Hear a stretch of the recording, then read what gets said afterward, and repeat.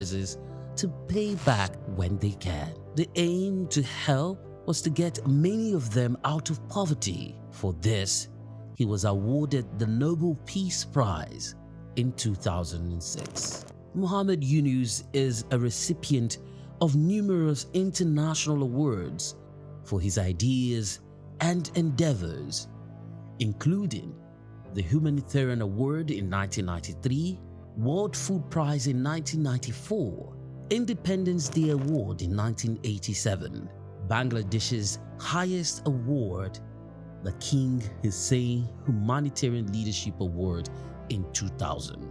He was also awarded the Volvo Environment Prize in 2003, Nikkei Asia Prize for Regional Growth in 2004, Franklin D. Roosevelt Freedom Award in 2006, as well as the Souq Peace Prize in the same year.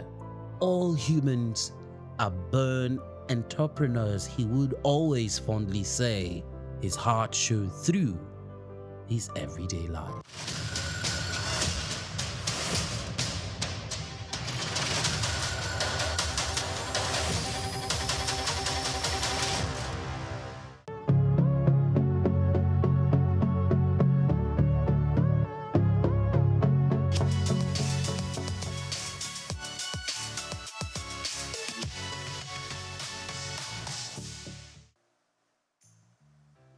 In 1957,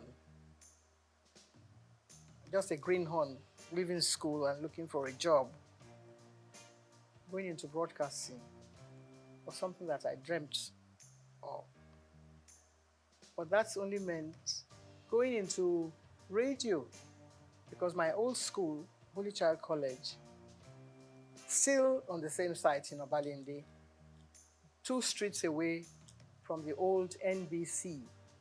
I still can't forgive whoever changed the name to something else that is being called now FRCN. Because if the BBC remains BBC 100 years after the founding fathers, dreamt of starting television, radio from, all the war years and learning a bit from America. It all started from America. Because we were taught about all this. Every time they took us from school to take part in,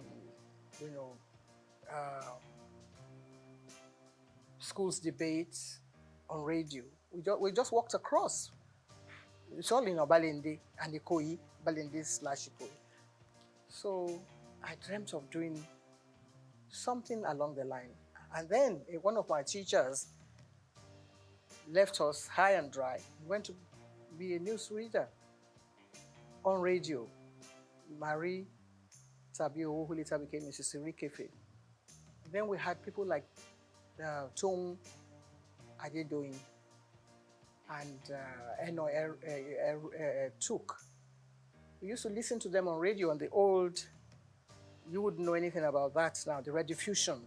It was just, a little box in your home, and everybody looked forward to either listening to the 7 o'clock news in the morning or 6 o'clock or 7 in the evening. So that was all all I had to do with broadcasting.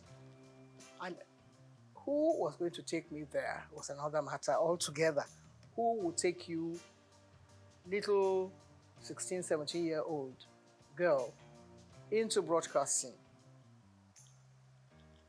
But one had been bitten by the bug then. So, and only God knows where whatever dream you had was going to lead to. We read poetry, we did radio show, stage shows in school. Catholic schools were very good for that. And my old school, just celebrating 150 years of its existence, just down the road from here on Broad Street. The nuns, they were all white nuns. No Nigerian nuns at the time that we were growing up. So all the dream they had, this kind of dream that we have now, going to England, but they were coming here to teach us. So I had learnt a lot of poetry, I had taken part in Festival of Arts, and I had gone to, the biggest hall we had then was at King's College, which is also down the road. means of transportation was your SS foot. No BRT, no bicycles or whatever. So we did it all just walking around and learning from our teachers. And of course, our mentors were the nuns, like I said. So in my wildest dream, there was no way that I was thinking of going into anything like broadcasting. That is going back to answer your question. But they had a lot of plans for the girl child. And not along the religious lines now.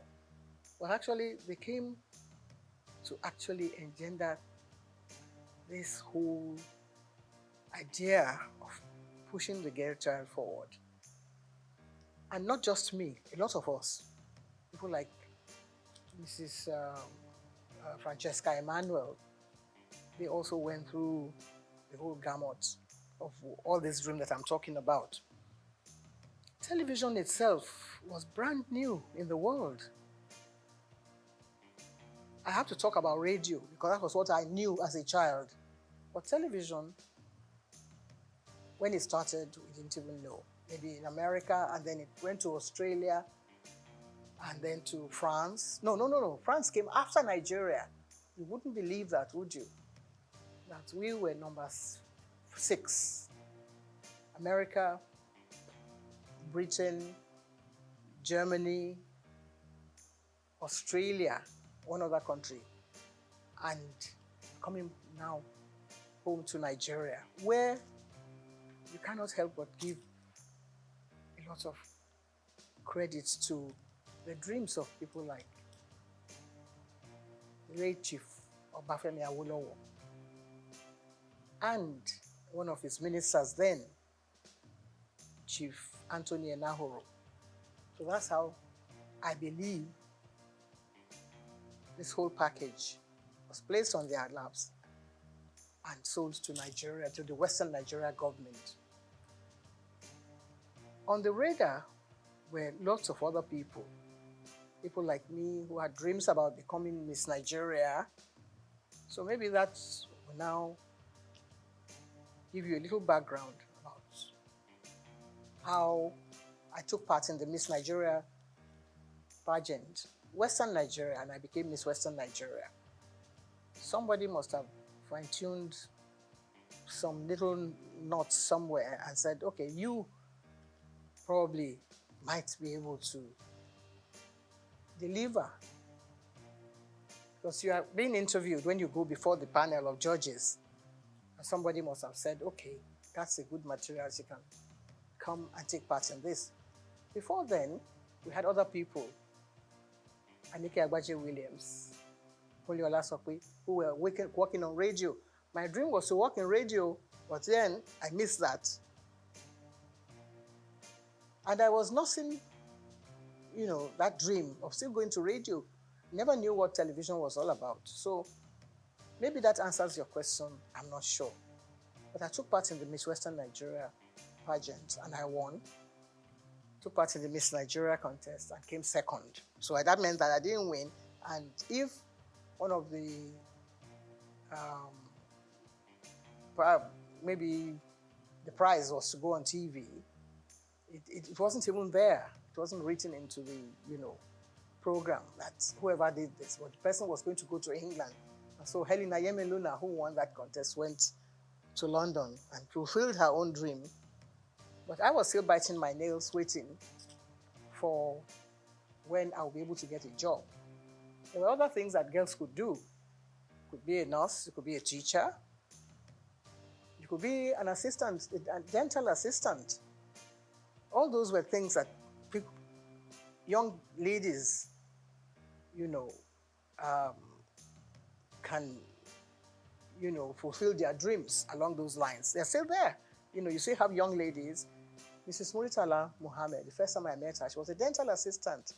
Little did we know that her husband was going to be the head of state and she would be first. So you see, lots of things were there for the young girl who wanted to learn, who had the talent, and who wanted to perform, and who wanted to work hard. But now I don't know if girls want to work hard. All they want is the table to be set, and then they come and, partake of whatever is there. It wasn't too difficult at the time that I was picked as one of the people to come and appear on WNTV. The audition was actually carried out before my time. I got involved in so many other things, trying to get a job, trying to secure, something, to alleviate poverty. There was not too much poverty in Nigeria at the time because people could still make a living for themselves and, get by in society. But I was lucky that I had an aunt who was a nurse in the hospital in Ibadan, UCH in Ibadan. And she was married to an Englishman, and the man's friend happened to have been the man, Mr. Mathers, who was brought as one of the technical partners to WNTV. So we met at a dinner party, and just as you and I are chatting, I was only 18 plus. I was 17 when I took part in the pageant. So by this time, I was growing up, and I thought I was a big girl. So I opened my mouth, and I said a few things. And the man looked at me and said, "How come you are not speaking with a Nigerian accent?" And I didn't know what he meant, because we were taught at St. Mary's to deliver whatever lines we were given to deliver. The Festival of Arts, I came second after an English boy from Corona School. And I was given a beating for coming second. Not because I didn't perform well, but because I forgot to curtsy. And one of the judges, I think, who was then Mrs. Abayomi, Lady Abayomi, said that I delivered my lines very well. So I was the Lord of Tartary, I would do this and that and the other. So I came second. And when I got back to the school, the nun, Sister Marieta, said, "You were not paying attention." So whatever you do in life, you have to be consistent. You have to perform well. The way we're trying to do now, the way we're trying to project your voice and whatever it is you have to offer with a lot of humility, not, trying to show off or to project your own image, or whatever message you have to deliver, you have to make sure that it is well delivered. The following year, St. Mary's Convent School, which is my old school, which is 150 years old in existence, went to the same King's College Hall, and we beat a lot of secondary schools. We came first. Pied Piper of Hamelin. Have you ever heard of that poetry? Pied Piper of Hamelin was about someone who wanted to get rid of all the rats in Europe. And all he did was to play the pipe. So that is what we were more or less doing. That's what you and I have being a Pied Piper, trying to get off all the ills in society. That's the main job of a broadcaster. There's so many things happening in the country, and it's only TV and radio that binds the country together. If the country falls apart tomorrow, we will rely on someone from radio or from television to make the announcement, to introduce the head of state who has just won the election, or the one who has just taken over. It's a huge responsibility. At that age, at 19, we had to introduce people like Chief Obafemi Awolowo on TV. We had to introduce people like Akintola, Oladoke Akintola, as the premier. And when everything broke down and it all went into smithereens, they brought in Chief Majekodumi as the administrator of the Western region. All this happening before our eyes. There were no other stations in the country except WNTV. And we were there, so we learned quite a lot. In fact, I believe that the whole country revolves around broadcasting. And if you are part of that organization, how would you feel at my age, at 80-something? As young people, perhaps you don't know all this history that I'm telling you about. It's a long, long story. But when you sit down, you have to put it all into perspective. You see that, well, some people are actually meant to be in different positions. Some people are meant to be doctors. Some people are meant to be nurses. For those of us that are in broadcasting, it's a huge responsibility. It's a passion. Something sometimes you don't even know how you got there in the first place. Or somebody may have discovered you. It's like being in Hollywood in those days. Someone has to develop, so you have the talent, the latent talent, and then somebody will discover you. So that's how I was discovered by Mr. Mathers at a dinner. I was put in that place because I had won the Miss Western Nigeria contest. If I hadn't done that, I probably would be somewhere in the kitchen washing plates, washing all the dishes. So there you are, if that answers your question.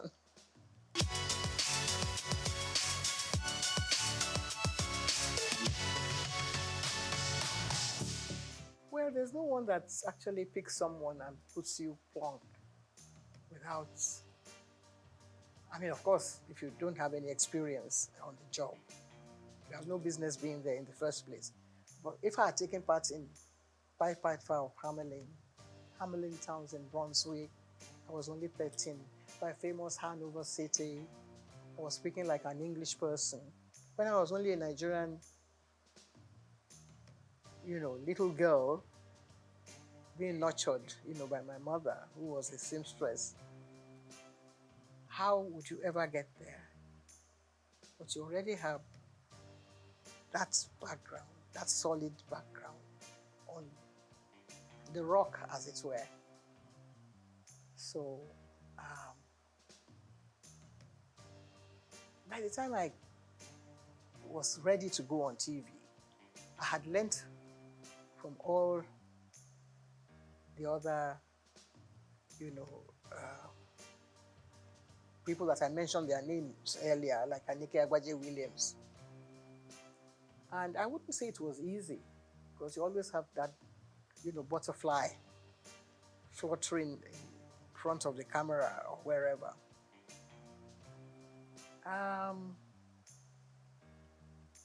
I think I took to television like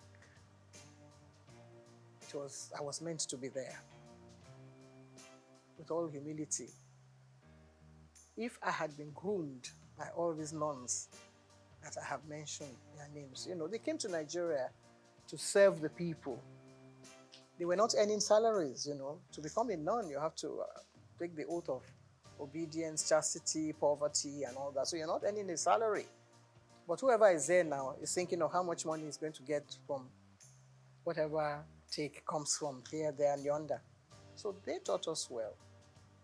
And nobody said you're going to go and appear on TV or you're going to be on radio. But just do what you're meant to do properly. With a lot of sense of responsibility and diligence.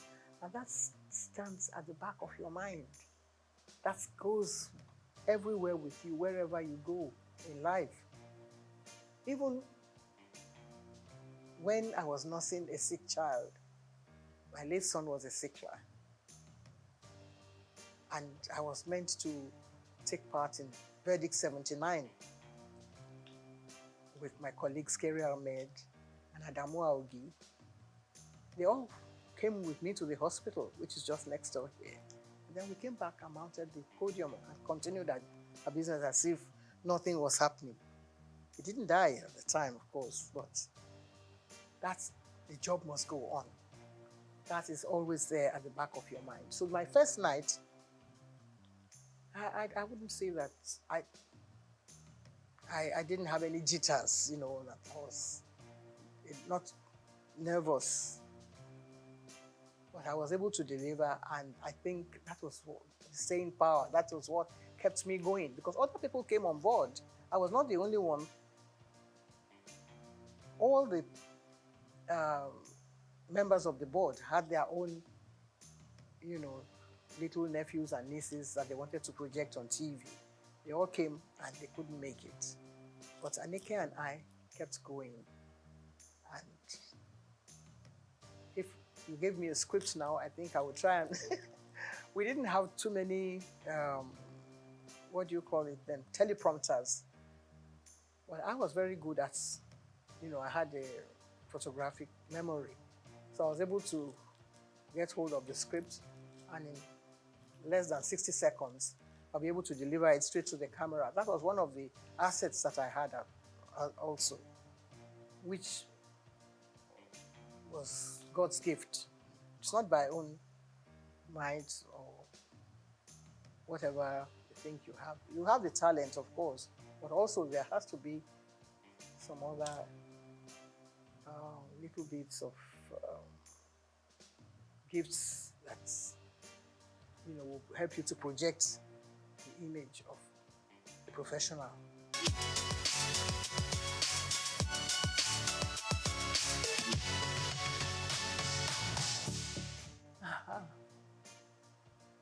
A lot of controversy. There is hardly any TV, radio, movie personality that can scale through that without any, because people are watching, people are trying to find their own little, base of criticism here, there, and yonder. You can't be a goodie, two shoots without, any, how shall I say it, problem here, there, and yonder. So everybody has their own way of looking at people. People say, well, what has she got to do? She went to take part in Miss Western Nigeria the other day. So what's the big deal about her? And then somebody will still add their own salt and pepper here and there. But I was lucky that I was being nurtured by someone like T.O.S. Benson, who was then our Minister for Information. And he felt that, everything should not stop here. There were things happening in America. He made sure that my name was there. I was at the inauguration of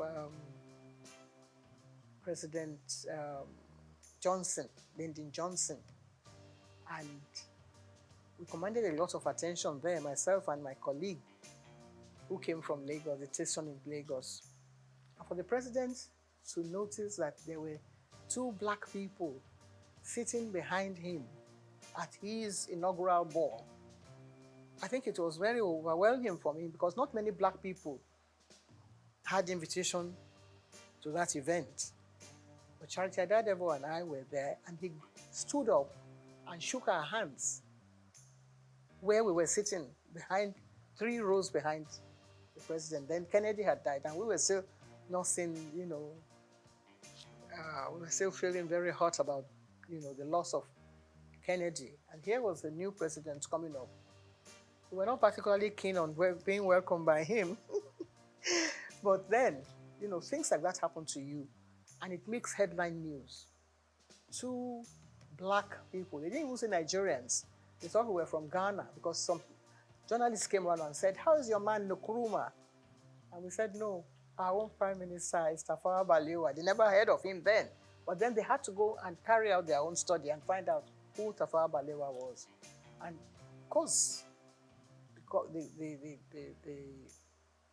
whole country was very proud of us that we went and actually stole the show at the inauguration of President Lyndon Johnson. So many other things happened. When I came to London, the British Information Office, they were trying to look for someone to host their program. That just happened to be around, so they picked me to host their program. But you don't ad-lib on any of those stations. Everything is written out. The questions, even your answer will be written. You can change it around a little bit, but they make sure that you said the right thing at the right time. So that was how we were able to gain attention. German television also invited us because they were interested in Nigeria. See how the German Chancellor came to Nigeria. That was what happened at the time. In 1963, we had just become a republic then, from being an independent station in 1960. By 1963, we then became a republic. And we were chosen to go and appear on German television in Berlin. And they wanted a little bit of culture. So Benson had his own band. So we were chosen to go and represent Nigeria then. Nobody knew who the ambassador was, but they wanted to know who was presenting something on TV. So that's how important television has been. And that, in fact, we were the first television in the whole of Africa. The very first station, WNTV, that was a call signal. WNTV, first in Africa. There's nothing like that now. Nobody wants to know whether you are first or second. But the station that is being run in Nigeria, I think, has the largest number of stations than any other country in Africa. We have about 21 stations, and now it's still, still counting. And yours is coming on board, and so many others. I think next to America, Nigeria should have been the best country for television broadcasting in the whole world. There's not so many countries in the world that has as many stations as Nigeria. We only have to put our heads together. We only have to find joy in whatever we're doing. Sometimes when it's raining, people say, oh, it's raining, and they feel very bad about the rain. But if you look closely, behind that rain, there will be sunshine, there will be something else coming on. You see some silver clouds coming during the rain, but Nigerians don't have the patience to wait for that kind of thing. That's what television teaches you. If you're in the studio, you don't know what's happening outside. You just get on with the job. That's what we were taught. We were taught not by Nigerians. Even when we started, we couldn't go on air and ad-lib. There was always someone there, Mr. Blackledge, to write the script. And if you can commit that to memory and deliver it, they're home and dry. It's not everyone that has a gift, not everyone that has a talent. It's God-given. And if you listen as a child at 17, 18, 19, at my own age, I learned from school, and I was able to impart this into the job. So within a few months, we got double promotion, all of us, because we were doing very well. Anika Agbadi was excellent. Olasope was superb. And so many other people reading the news. We were the first female to read the news. Women were not allowed to read the news. Nigeria started it.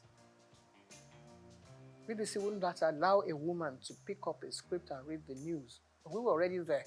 So that's how we were able to gain this global attention that you mentioned.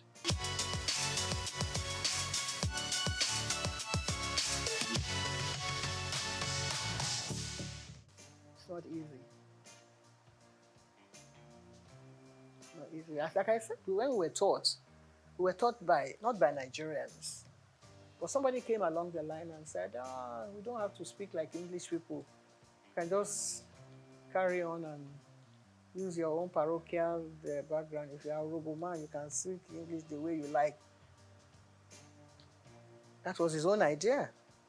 Because he didn't believe in us doing all this la-di-da and trying to, say things the proper way. But that watered down the standards a bit. Because then everybody, maybe he had a relation who wanted to appear on TV, and he wasn't allowed to because he couldn't speak like Ikenna Ndagoba or Bojalalade and things like that, or Friday Fude or Mike Nahuru. So somebody must have gone to him and said, because he doesn't speak like any of those people who were taught by, foreign teachers, people who had learned, people who knew what a DJ, we had a Bible then, that you had to pronounce your words correctly. So he came and said, now that I'm DG, I'm not going to tolerate all this, your English way of speaking. And some other people, of course, that watered down the standards. That's not our own making. We were still ready to continue the way we were doing, but then they pushed us to the background. But there were others who were able to perform well. Ruth Benamesia, Opia, Sienna Weber, and of course Bimbo Oloyede, who was born in England. If you already employed those people to deliver the goods and to present your programs, you're not going to sack all of them because they speak with English accent.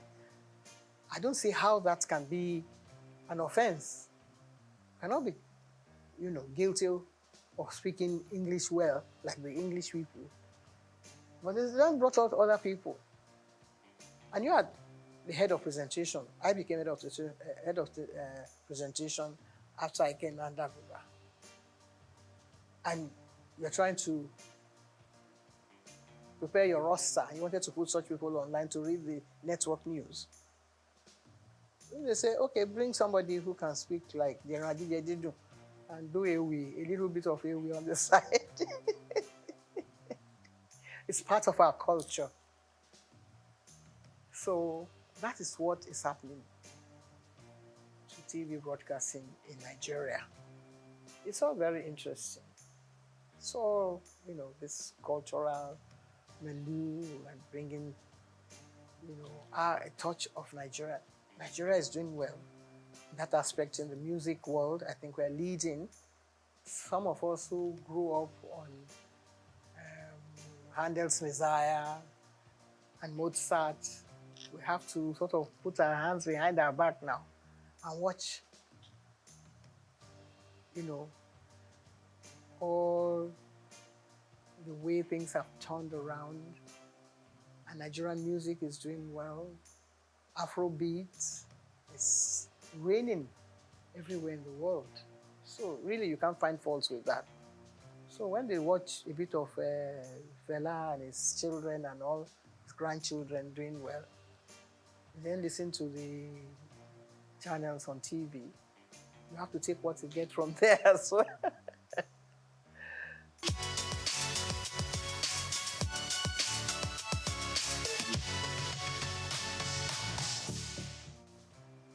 If somebody can wake up one day and say, why should your station be called the Nigerian Broadcasting Corporation? I say it should now be Federal Radio Corporation of Nigeria. Tongue twisting. Takes a long time to come to terms with. If everyone wake up in the morning and say, this is Nigerian Broadcasting Corporation, you have the call signal. Da da da da da da da da da da da. This is the Nigerian Broadcasting whatever. How are you going to put that, into context with the new one? First of all, when you wake up, you don't know whether you are even coming out of the right side of your bed or not. You are going to have to face your audience and say, we are no more the Nigerian Broadcasting Corporation. We are now Federal whatever, which you don't even know where the man, who came up with the idea. He didn't even consult you, didn't even put it to test. If the British corporation, they are going to change from BBC after 100 years, they will ask the whole nation, they will say, where are we going to take this from? They will ask everybody, they will do a census, they will do all kinds of things, carry out all kinds of tests to see whether people will accept it from them. No. Nigerians are very hard and cut and dry. This is the way I want it. I'm the head of state, so I can change everything now and, all of you can start marching forward and march back again. Soldier go, soldier come. I think Fela would have been a good head of state for Nigeria because he would have got some people marching the right way. So, I think that is what has happened to this country. But we will still settle down. The soldiers that have been marching since, they will do attention one day. And then we'll be able to sort ourselves out gradually. I think we're going through the right process now. People are beginning to find their own feet. If things go around, price of goods go up, Nigerians will find a way to come to terms with that. When we were growing up, everything was done. We won't say according to the colonial rules and regulations, but at least there were standards that were set down for you and things that you had to toe the line. This is the proper way to do things. But if somebody says, no, let's turn around and turn it upside down,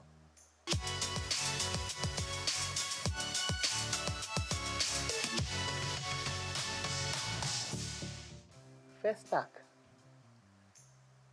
It's the only thing that has moved to the whole world from Nigeria, that shook the whole world. That brought everybody attention to see what Africa has to offer the whole world. It happened here on this soil in Nigeria. I was a member of the ceremonial committee. I remember the opening ceremony. There were about 15 heads of state. We've never had anything like that since then. That is what we should ask ourselves. Every head of state that takes over from Nigeria should find out again. It's not from broadcasting that you can get the answer. You can get the answer from technocrats who had worked in all those areas. What happened? How come it couldn't happen again? It's like Armageddon. Every country was represented. Every culture was represented. Miriam Akiva was watching us and called us at the station one day and said, even the way we linked programs, they couldn't expect that it could be happening in Nigeria. We received phone calls. People were sending us bottles of champagne on the air. The links. Bimbo Oloyede was there with me. I was at the opening ceremony. I was yanked from there to come back to the station. From, interacting with the head of state or with our head of state at the time to come and man the station because it was phenomenal. How come we've not been able to do it? 77 years, how long ago was that? I was only 37 years old then. I'm going on 90 now. It hasn't happened again. We should examine that. Even the head of state that was there, still alive, let us ask him again. Let us put him down and say, Oga, please explain to us what happened. Some people came up with a theory that the symbol that was used was fetish, that is what has happened and Nigeria has turned upside down. If that is acceptable, it may be superstitious in your eyes, but let us find out. Let's go call the Babalawo. Is it bad that it is a Nigerian that carved this image? And it is making news outside the world. Now you say, no, it is not good that Nigeria should be able to project an image that would attract the whole world, something that will bring everybody on their knees. After the first attack, we were still recovering, just batting in the glory of first attack. What's this artist, the blind one, who was not part of it, who didn't believe in it? He came and had his own first attack, all on his own, from America. Stevie Wonder, he came with his whole team. We had to mount all the cameras back in the studio for him. He had his own 7-day festival here in Nigeria. What prompted him to do that? Other people came. They wanted to know what was happening in Nigeria. What has happened? We couldn't have another festival since then. What do you think went wrong? Nothing went wrong. Everything went so well that people wanted to destroy our own Nigerian people, wanted to destroy the glory that's this whole thing that emanated from it.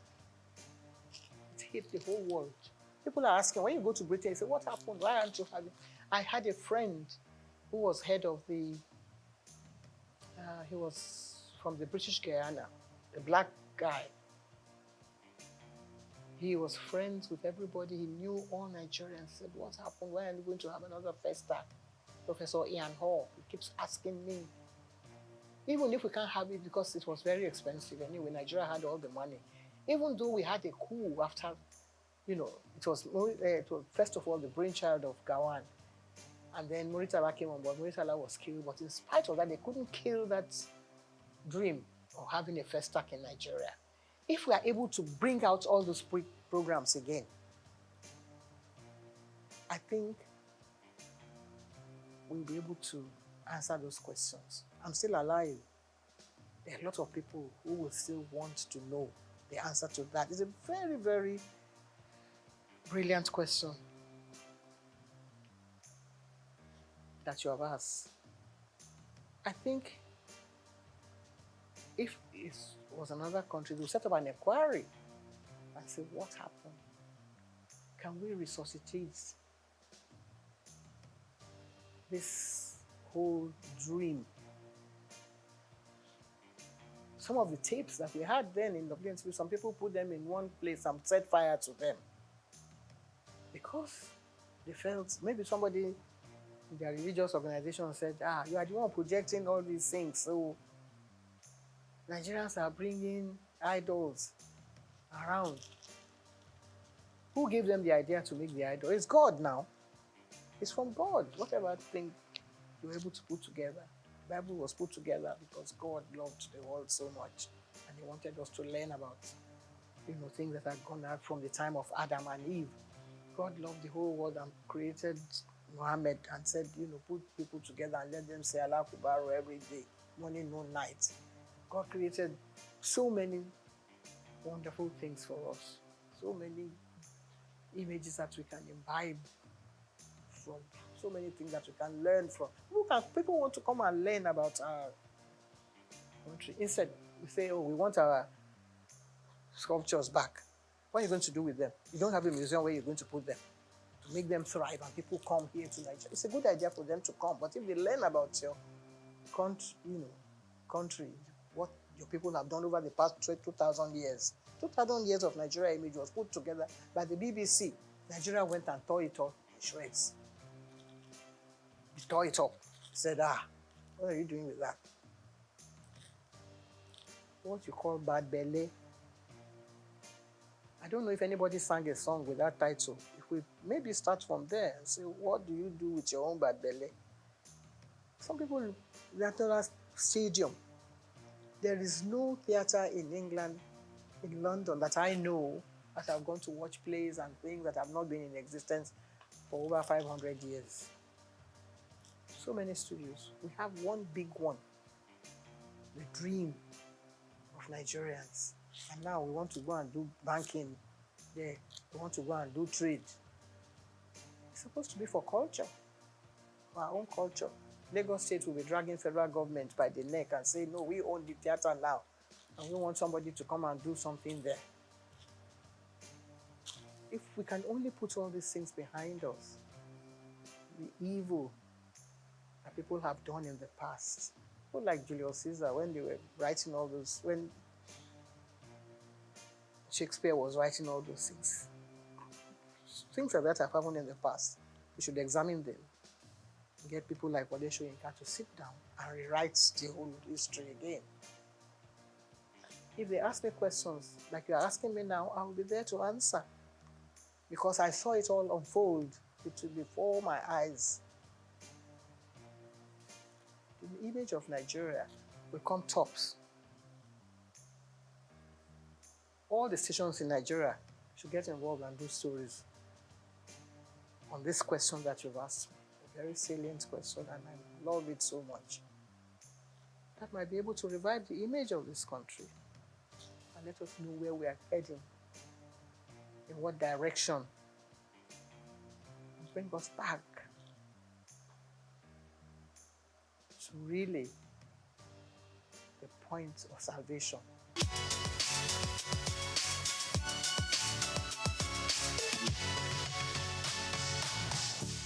Well, I haven't seen it. I must have mentioned it somewhere. I think on one of the channels. When they was trying to build the scandal around it, and I tried to put the record straight. That wasn't really what happened, and that it was from, I think it was from a book that was written by one of the wives that said that I was party to his breakdown of their marriage. And I was trying to put the record straight that wasn't really the true picture. I have due respect. I have to, bow wherever I come in the presence of a president of this nation, past, present, or even present, yes. I hope I'll still be around when we have others coming on board. But I was taken aback that the head of state, asked me a question that, because in the past, we were in the studios when the head of state came, and we were given scripts. If there had been, there had been several coups, and it's always the presenter or the station, either the managers that take the brunt of the whole, issue when things like that happen. You don't know who is coming. You don't know how many jeeps are going to be coming in. You don't know how many, what you call all those heavy equipment that they drive in as they are coming into the studio. You don't know where they are going to shoot the station down. Nobody knows that. It's only the people who have worked during that period that can relay those experiences. Sometimes you're at work in the morning. By the time you come back in the afternoon, the government has changed. And if you haven't got maybe your ID card, you won't be allowed into the station, or somebody can throw you in or into jail. So all this had happened in the past. Nobody has told any of these stories. People like Segun Lushola or Dr. Kolade, somebody might come and say, so has happened. I was driving my former husband to work in the morning. I dropped him at the station. By the time I reached home, there had been a coup. Murtala had been killed. And they were under siege, the whole station. Just imagine that kind of scenario. Things like that had happened in the past. But Nigerians don't have that sense of history that wants to sit down and say, well, we want to ensure that it doesn't happen again. Of course, we'll pray that it doesn't happen again. And you wake up in the morning and somebody is announcing something else, different from what you have. A colleague of ours had been, pushed into something that he wasn't aware of. Those are kind of situations that have happened in the past. But this one, we were all dressed in ceremonial costume and trying to, I was the only one that was asked to stay in the presidential, what do you call it, special area that is demarcated for head of states on issues like that. And all of a sudden, the president is following me all about. And I said, this is getting too close for comfort. And I said, what's your name again? I said, my name is Julie Coker. I was trying to play innocent, that I didn't know what was happening. He said, hey, how much did your dress cost? Can't happen. Sorry, sir. I don't think I'm the proper person to answer that question, sir. Yeah, you don't have answer. It's a bit unprofessional. I mean, not in the profession per se that we mean, but I wasn't prepared for that kind of thing.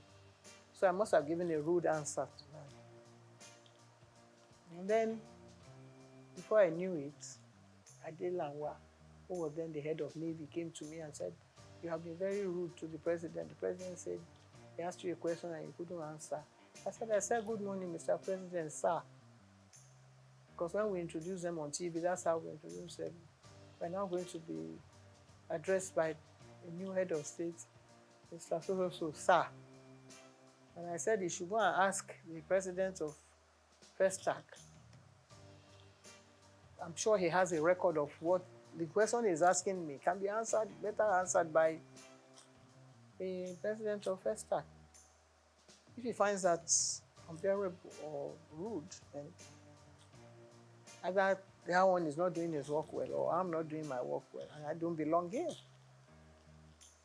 But I carried on regardless.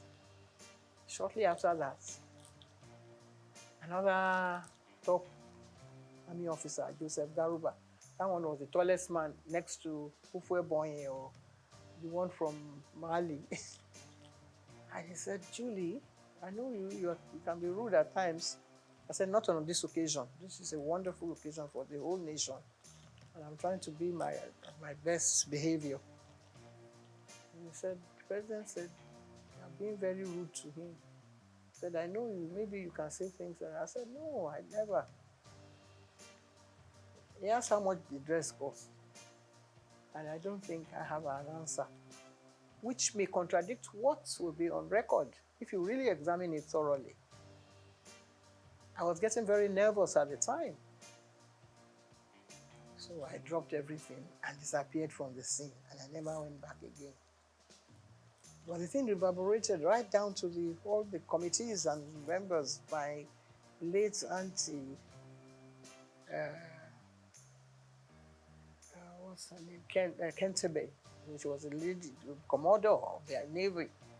She said, Julie, I think she heard that she was going to be sacked that day because the naval officer sent to her and said, you are the one that did this. And I said, can never, God forbid, can never reach me because I'm not in the forces. I'm doing my own job here as a professional broadcaster.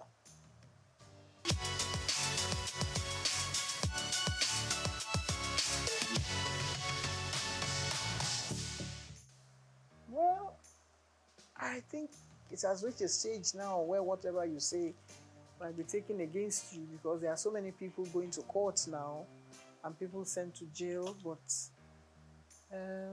things were not as bad as they are now because some of the gory stories we hear and people being, penalized and sent to jail, I think it has reached an astronomical level that it's something that's actually, maybe it was there and people did not want to open the canker worms and let us see what is really happening. In my own case, it was a deliberate attempt on the part of an aunt of mine who felt that there's no child that should continue going to school at a certain age. And they were trying to arrange for me to get married to somebody. And it's a tradition of our people, in Delta, to find out whether the girl is still a virgin. Then they go and look for one old man. It's not this, the one that is happening is child abuse now. I don't know what to call that one.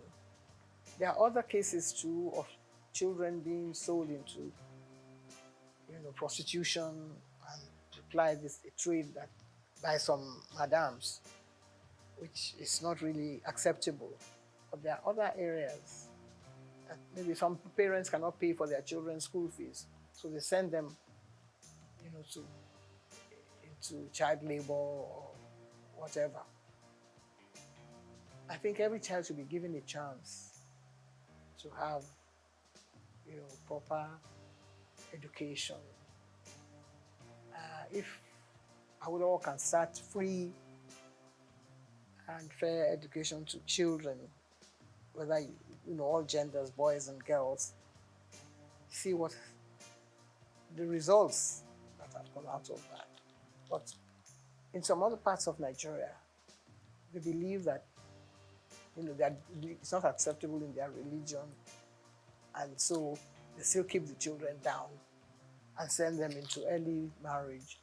And a lot of people have dealt, people like Dr. Simi Johnson, they were in the forefront of that vanguard to liberate the children who have been kept, into powder at age 13. And when they have children, they are not able, either they die, premature deaths from,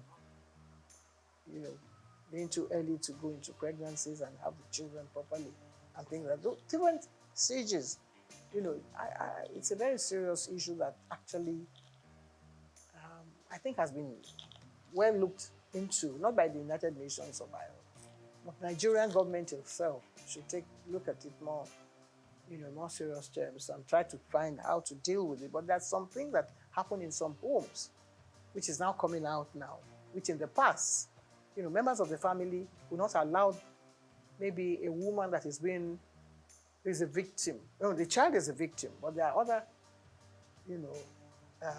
things that sort of trigger down the line, like a wife, for instance, who is watching her husband, trying to abuse children that are under their care. And the children definitely cannot, rise to the level that a child who's being abused at an early stage cannot continue with her education. So I have been involved in issues like that because I was affected as a 13-year-old when an aunt of mine felt that I should stop going to school. But I was rescued by another aunt. So I was lucky at the time. Not many people have been able to, get through all those kind of trauma. I was lucky that just at the time, the man was busy talking to some other people, and it's like somebody being kidnapped and another person coming to your rescue. So I was lucky at my own, to escape that unscathed and get on with my life. If I hadn't gone through, maybe I would have been having 13 children. It's good to have children so that the population will multiply. But then you have to make sure that the children are able to, get on with their education. And when you educate that child, he's able to look after other children. I've raised so many children in the process, because I was able to earn enough money to take care of members of my family. And that is what everybody should sort of, try and rise up to that challenge.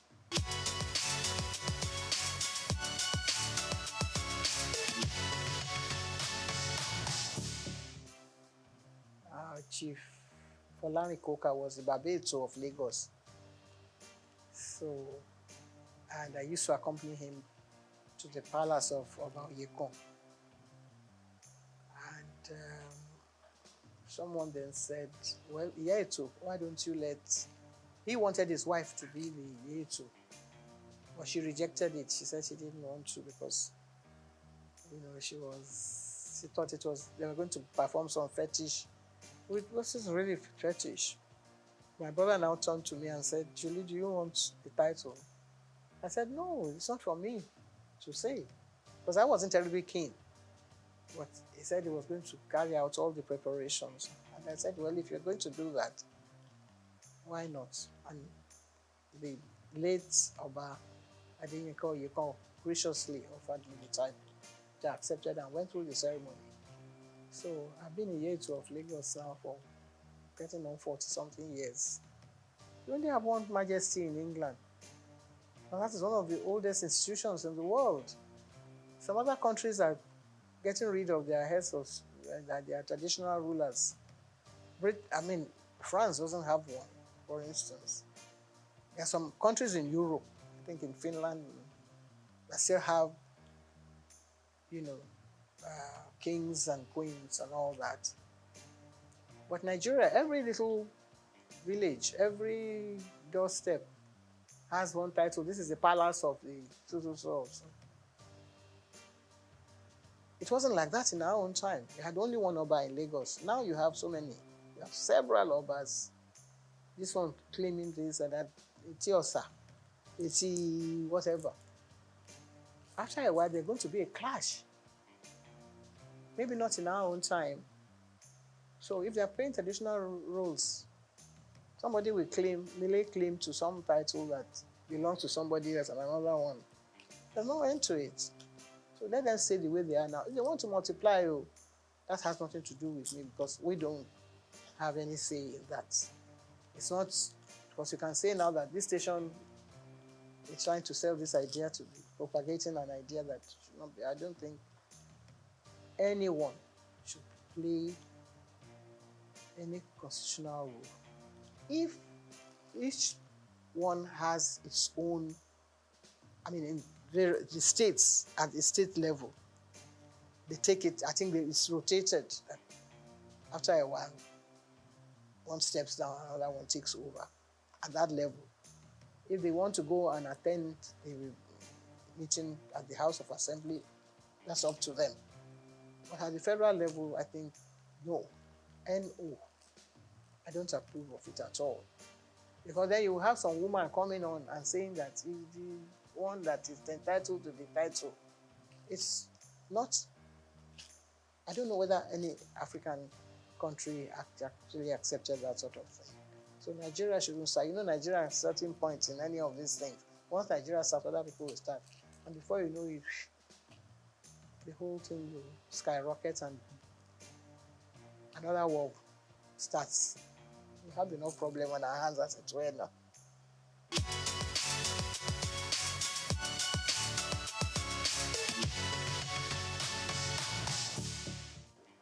No, we are lagging behind. It's such a terrible shame that we only have about 4 women in the Senate. It's ridiculous. We seem to be dancing backwards. In that regard, I think we're falling short. Totally. There was a time when there were more. There doesn't have to be more women in the Senate. I think there should be maybe 50%. Not even 30 something affirmative, whatever that they went to Beijing to talk about. There should be more. There should be more women participating in politics. I don't know whether it's because, no. I don't want, I just believe that we should have more women in politics. Because women are more sensible. Our women are glamorous, they come out looking beautiful, but their contribution to national issues, I think, more. Look at a man who went to beat up somebody in the house, and he says he's a hero. Hero of where? That kind of man should not be allowed to even come and address the press. Maybe the press find it funny, humorous to feature somebody like that. There's no woman that will come on TV and speak like that. If you examine every single one of the men, they all have different issues. Some of them have issues about wives and men and things that they have been doing, or they are corrupt and they have been taking money, dipping their hands into different coffers. No woman would do that. I think women are more, serious-minded, and they address issues the way they should be addressed, and they will take more care of issues that affect the nation, girl-child issues, health issues. The men don't even care about health issues. They don't even want to know what's happening. The men even wear bigger agbadas than when they are going to the house. First of all, they should cut down on the amount of clothing that some of them wear. They spend more time thinking of their image, how they're going to appear. Since television has now gone into the chambers, you find that they spend more time, on things like that. And it's ridiculous. We watch other countries, the way their parliamentary issues are being addressed. We're not learning anything from that. We shouldn't be learning from them. They should be coming to learn from us if we're doing the things we're supposed to be doing properly. But if women are really at the forefront of all this, I'm sure that they'll be able to calm all those hot issues that erupt sometimes in the houses.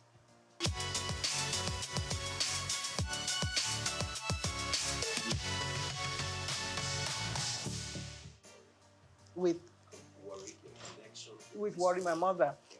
I was brought up as an Echekere child by my mother. I was taught to sing Echekere songs, to speak Echekere well, to address issues that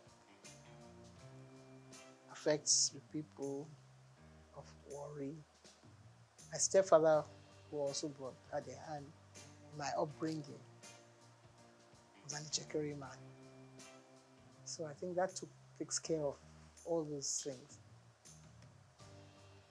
Well, I was brought up in Lagos, so I have this dual kind of nationality, and I knew my father came from Egba land, but I didn't have much to do with him. I only have connection with the family, like, Toye Koka, who was my uncle, who took care of me as well, but he was too busy doing other important things. But occasionally when they're having issues in the family, I'm invited like a stranger. But because I speak Yoruba very well, and I passed all my exams, and I used to do all my programs in Yoruba in Ibadan in those days on radio, WNBS. So I can still hold my head high in that regard. I think I function very well. It's like the King of England. You know, he sometimes goes home to his Greek family. When, Prince Charles, when he was prince, he used to go on holidays with his family from the Greek side. And in fact, it looks like some of them sometimes when they are together. So yeah, I think it's allowed.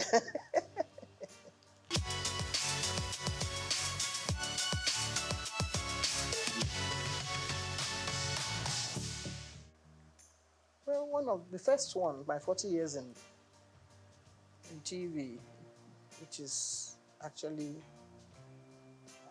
showcasing all the my life in broadcasting from the early stages, which actually should have answered some of the questions, was a textbook in Kenya for many years, because the minister came to Nigeria and my GG then, Mohammed Ibrahim, had a whole box full of the books, and he gave them to the minister. And when the minister got there, he requested for more copies of the book. I never got paid for it, but I was delighted that they found the book so interesting. So maybe I'll get someone to serialize the book on TV sometime. We tried to do it some years ago, because I cannot be telling the stories all over again. This is about maybe another 30 years story. Again, we've done another sort of edition, My Life in the Limelight, which is the latest one. So if you have time, if you create space, you might be able to tell the stories and take it stage by stage. That's why I sell the book, and also, we get some media attention from sponsors and get things going. The sky will be the limit then.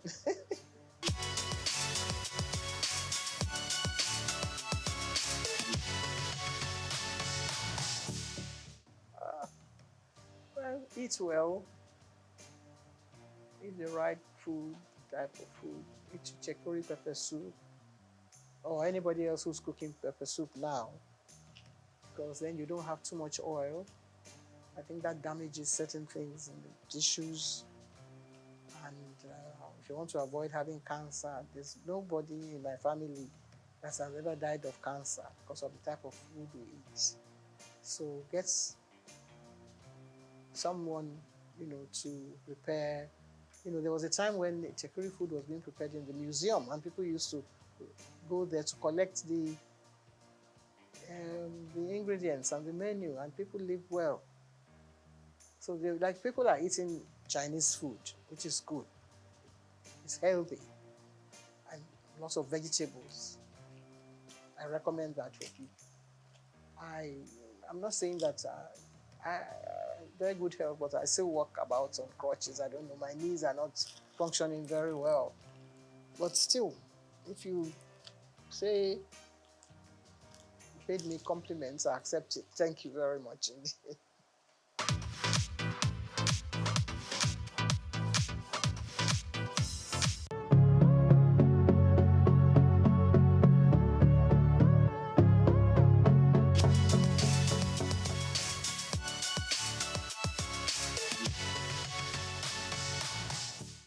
Okay, as you know, my name is Babatunde Jala Epega. I shortened it. That was part of my journey to Baba Jala Epega.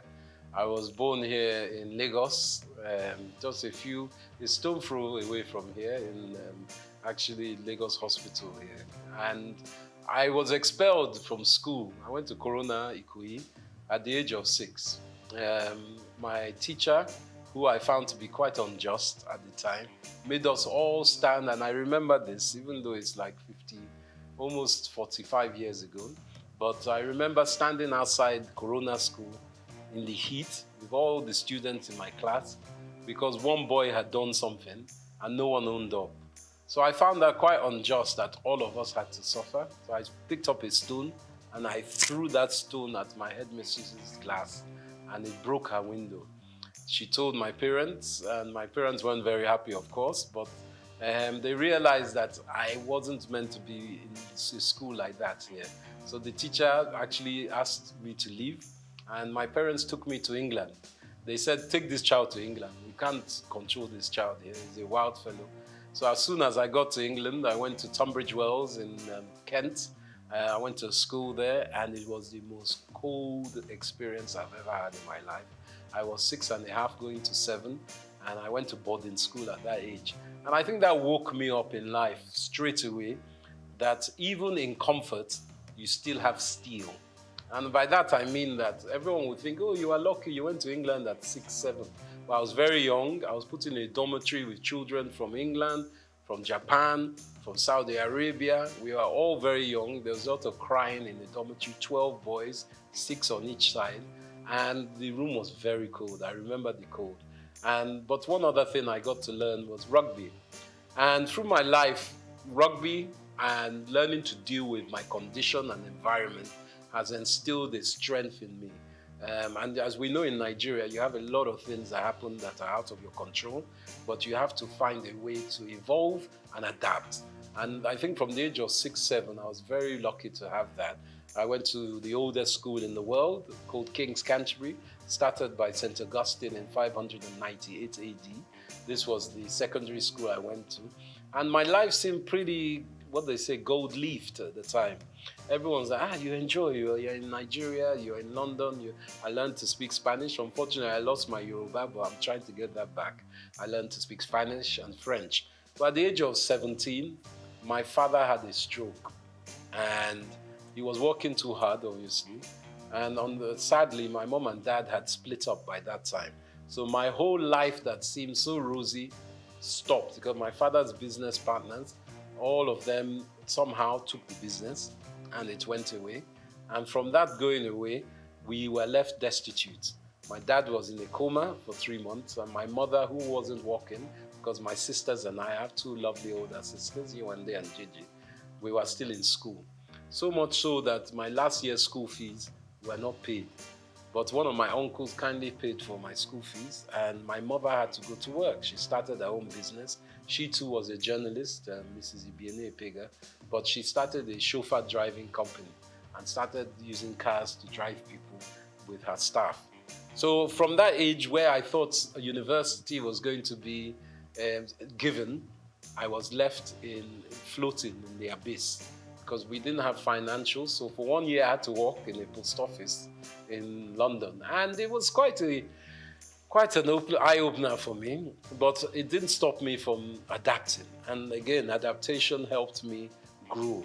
So from being in a very wealthy family as a young man, coming to the age of 17 to become an adolescent, grown up, I realized that nothing is given.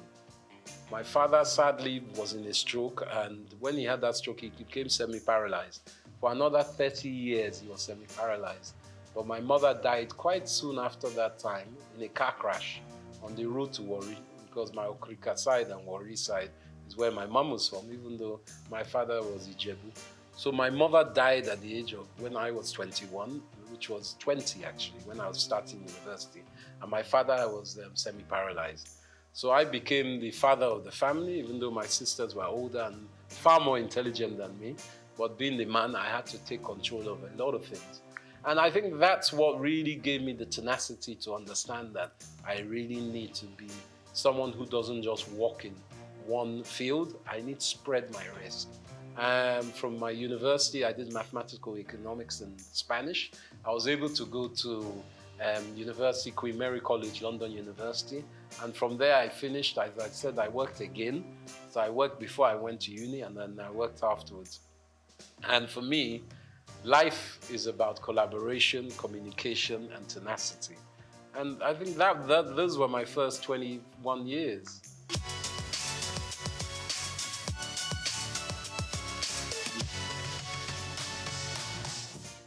There were less people in Lagos in those days. I won't lie. I grew up every summer and even Christmas where we could afford it. Back in my day, 1978, 79, Naira was 0.8 to £1. So you can understand that people were very wealthy. I think in those days, there was like 40 million people. It wasn't that much of it because my dad was an estate surveyor. So we used to go to Abuja a lot. And he was one of the surveyors that gridded Abuja when it was being built during the late 70s, 80s with Obasanjo, and even before Murtala Mohammed. They were gridding it. And Lagos, or should I say Abuja, was made the capital. And Abuja is a model city of Milton Keynes, which is a model city of Paris. Just like Brasilia in Brazil was changed from Rio de Janeiro as a capital. So for me, coming back to Lagos was a joy. I enjoyed it because I was young. We used to just walk, run the streets on our bicycles and cycling, just exploring. Everything was open. There weren't as many cars. It was no big apartments, and there weren't as many people. So I had a beautiful time. There were a lot of lizards on the ground, and we used to throw stones at them. But that was my own youth. We used to go to the beach a lot. Bar Beach was around. It's not around now. Sadly, my dad used to take me to Bar Beach to see the capital punishment killings of armed robbers, and even Dimka, who was one of the leaders of the coup d'etat against Murtala Mohammed. We saw him shot there. Saturdays was a big day, and NTE used to have a channel. I think they still have their studio there. So one of our aunties, Miss Julie Coker, was there. So we saw a different side of Nigeria. We would go to Ibadan, we'll go to Ijebu, we'll go to Benin, we'll go to Port Harcourt by road. In those days, you could travel, and along the way, we go to Akure, you pick up mangoes, you pick up coconuts, my dad will pick up palm wine, all these things on the road that I don't know if you get it now because security is an issue. So for me, it was a romantic time.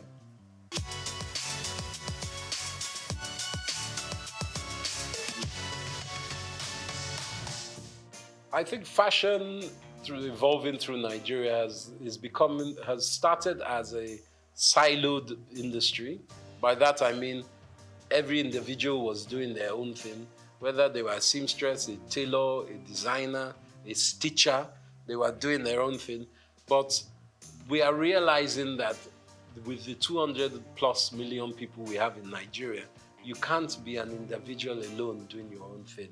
So the evolution of fashion that I've seen in my own small way, as someone who's worked in the industry, is that there's more collaboration. The designers are looking for higher specialist artisans to help with their stitching, the styling, and the putting together of clothes and accessories. So I'm also seeing small grassroots shoots, very small at the moment, of the government playing a part in bringing together some kind of foundation so people can articulate their fashion designs to the world, because we have seen it in a lot of music. Obviously, Afrobeat is one of our biggest exports in this country.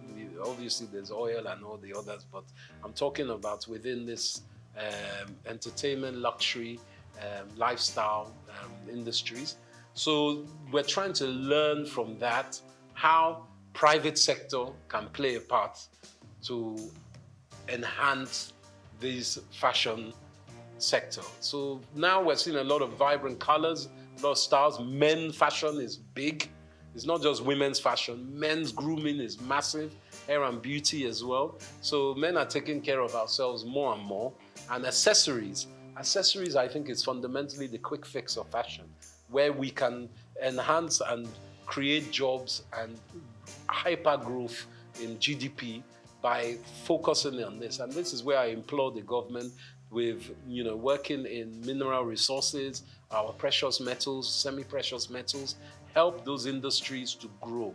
There's a great lady, Janet Adeyemi, who works in Women in Business, and she is working within that. Let's help our fairer sex or the female gender to grow in business as well, because there's a fundamental knowledge that if half your population are women, as ours is roughly, or maybe 51%, 52%, you have to educate the women so they too can add to GDP. It's a simple economist theory.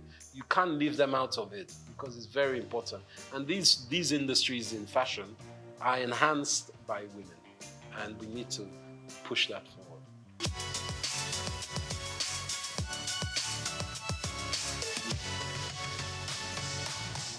I think the banking system needs to be augmented, and I'm saying this from the government's perspective. The ease of doing business in Nigeria, as an investor myself, a foreign investor as well as being an indigent in Nigeria, the problem is not getting your money to Nigeria, it's getting your money out of Nigeria. Not that you want to suck all the money out of the country, but what can help is the floating exchange rates, the flow and liquidity of money that can come in and out of the country. A lot of investors are worried about how they get their money out of Nigeria. So I think our banking system, going back to the central bank, which they're working on, needs to be much more fluid. So people feel they can invest and take money out. But also, we need to articulate what is on offer. We need to start some kind of documentation of who is available to have investment with, where they can be found, because it's because we are quite an opaque economy, meaning that people can't see the end of where they're putting their money. Once we do that basis and open up the lights within which kind of businesses are available to be invested in, I think a lot of investors, domestic and international, will be more willing to put money towards it.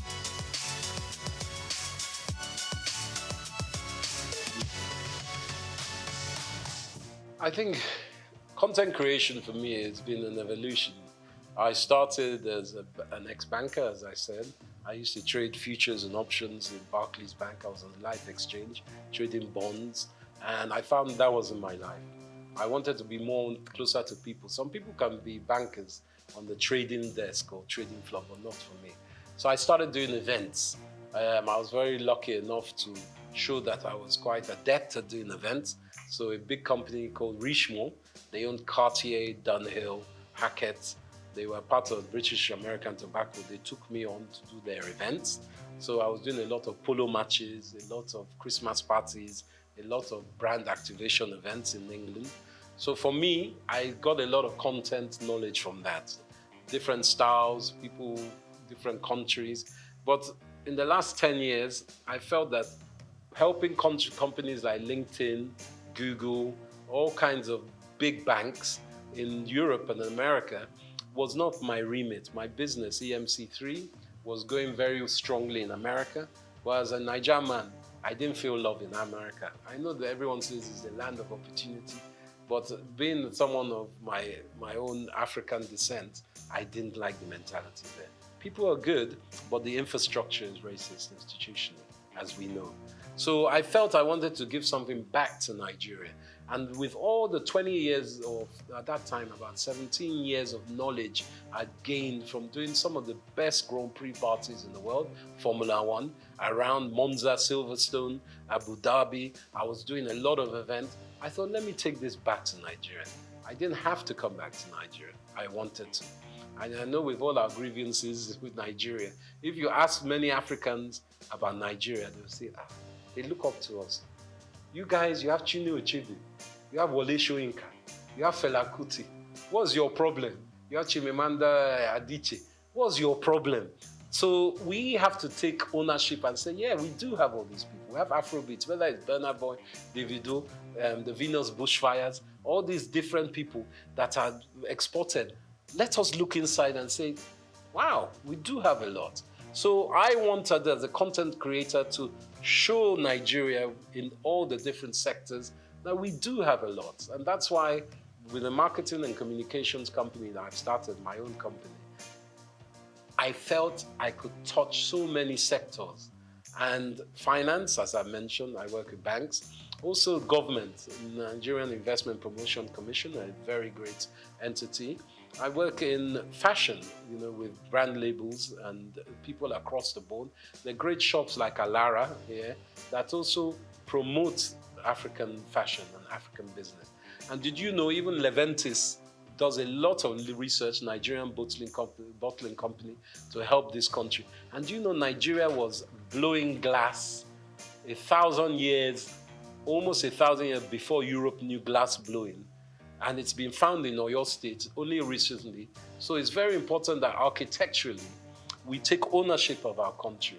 The Nok civilization that has been in the mid to, I think it's above Abuja, near Benue, and even Niger River, above those basins, that has a lot of artifacts and a lot of archaeological excavation potential. But we've allowed that just to linger. People have stolen a lot of our artifacts. You know, Nigeria was known for Benin bronzes. We were the best smelters of iron before people were smelting iron. So these are things we have to take stock of. And me as a content creator, I bring all that information together and I make sure that people acknowledge it and are aware of it. So then that will uplift us all.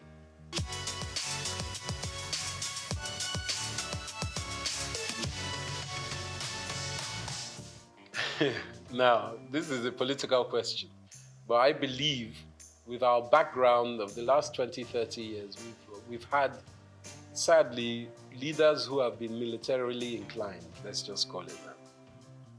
And as we know, military people, they don't like educated people because educated people will ask questions. So we have had what we call a dismemberment of education in Nigeria for the last 35 years. And that has played an endemic part in retarding the gross domestic productivity of our country because our youths and even people up to my age and older have not had the infrastructure, middle-class education that is needed for a country to grow. You look at the Industrial Revolution in the 18th, 19th century in Europe, especially in Britain, and you look how they were expanded by merchants and artisans and specific skilled workers. Apprenticeships were big, education was huge. There was what they call a noblesse obligée, a nobility obligation that people who are rich give back to institutions, not to church, to institutions that will help education. And that is where I think we've had a disconnect. Education was lacking. So for me, the way that we can help, it takes time. This new government is in. They are trying to implement the 8-point agenda, which is a good agenda. But everyone's looking for results now. Nigeria has been in a very bad state. There's global downturn. Obviously, cost of living is so high as it has been for a while. Nigeria is exacerbated, but in Europe, cost of living is high. There are some stupid wars going on around the world that has meant oil prices have skyrocketed price-wise. So Nigeria needs to reevaluate education and apprenticeship. I believe even in fashion industry especially, apprenticeship is very important. Whether it's weaving, designing, marketing, online, whatever it is, factories, you need apprenticeship. And that's the quick fix of education. But education is fundamental to everything. Education of men and women, or girls and boys, both. Let's be honest, we need both sides of our genders to work together. You know, Yoruba, we've always been what we call a dual binary kind of culture. We've always thought of male and female as one. And it's very important, even in our names, Taiwo and Kehinde, you won't know if it's male or female. So we have to really educate ourselves that we can work together. And I think our women are our future. I can't even emphasize that more. And education is key. But it takes time.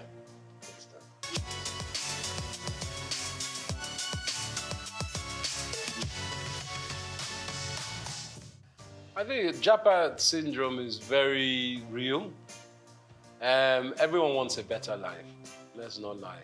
You want a better life for yourselves, but for your family, your parents, your children. And the opportunities in Nigeria, even when you have been educated and you finish graduate here, to find jobs is not easy. The infrastructure is very bad for job creation. And this is being worked on, we know. And the last 8 years has been fundamentally broken. But we know this new government is changing that. But specifically, Japa in Canada, they need our brains. You go across the world and you ask any nation, especially America, who are the best educated, the best, integrated, and the most proficient people, Nigerians. So it's not that we are stupid, it's that we don't have the infrastructure at home. And America, Canada, Europe, they're giving us the infrastructure. So getting out of Nigeria is not easy. There are opportunities and policies that allow it, but going across the border to Libya is not the way. You spend $5,000, $4,000, which is almost 4 or 5 million naira to try and get to Europe, and then you're treated like a dog when you get there. That's not the way. But, you know, there are certain policies that can take you to these countries. And in Britain, for instance, it's not all, the streets aren't paved in gold, but if you earn £1 in Britain, you send that home, that £1 is 1,300 naira. So, and the minimum wage is £14 an hour now in Britain. So you can do the maths of that. So someone who is earning £14 an hour, if they work 10 hours in a day, they've earned over £100, which is 100,000 naira. So the maths, of course, is what makes people want to go there, because even if you are working there, obviously you're paying British rates, so your rent, your cost of utilities, your food and drink, your transport comes into play. It's not cheap there. But the money you send, even if you're only sending £100 a month back to your mom, that's 100,000 naira. So, or 130,000 naira in today's rate. So you can do the maths. That's why people are going. And the security in these countries is, and the education, to be quite frank, is better. But it doesn't mean they are better. We have to build a house, you must thatch the roof from within, so your roof doesn't cave in. And I think that's very important. Not that people shouldn't go home. I mean, go out of the country, but they should always come home as they can. Because we need, you see the Pakistanis doing it, you see the Indians doing it, you see the Arabs, they go home and they build their own countries. It's not good to just japa and live. You have to come home small.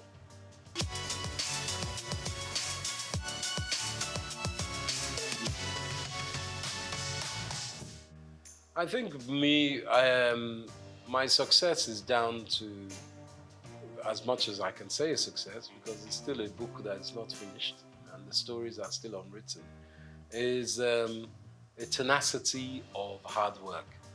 It's very important that people understand that it takes a lifetime to look like an overnight success. It doesn't just come. What I'm still doing, I'm not the most successful in my business, but I love my business. And if you can find something that you love and you can make money out of, then you're in heaven on earth, to be quite frank. I think my spirituality and my faith is very important, as is my wife's. My wife, Helen Epega, she wrote the world's first Pidgin English opera. And we've been staging it here in London. We played in Cape Town, in Nairobi, and in Lagos, sorry. And we've staged it in London. We're at the Royal Albert Hall next year. I'm executive producer of that. So I think my success, to add to that, is that I put all my eggs in one basket. And I work very hard to make sure I research and obtain knowledge of the next thing, or what was the last thing. I'm a historian as well. And I put things in perspective. And I try to add value as I can. But as my momsy used to say, you have 2 ears and 1 mouth for a reason. So I like to listen as well. And from children you can learn, from grandpapa you can learn. So humility is very important. I'm not arrogant with it. And I think that's the most important part. Collaboration, humility, and shared drive. But also knowing that for me, Saturday and Sunday, I'm off. That's my time for the family. I take a break. Sunday, even God rested on the 7th day. Me too, I rest. I'm not 24/7, even though this weekend we have a big fashion event, but that's work. But when I take my tools down, it's tools down. No one can call me on Sunday morning. So you can't be BOing to people. Never let anyone own you like that. That's what I say. Someone calling you on Sunday morning, obviously in journalism, in film, it's a different from projects. I'm not saying every time, but just be aware of yourself and your mental health. That's the most important.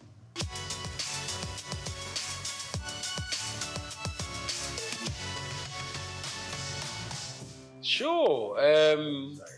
The world's first Pidgin English opera is a show about a Nigerian fabled people.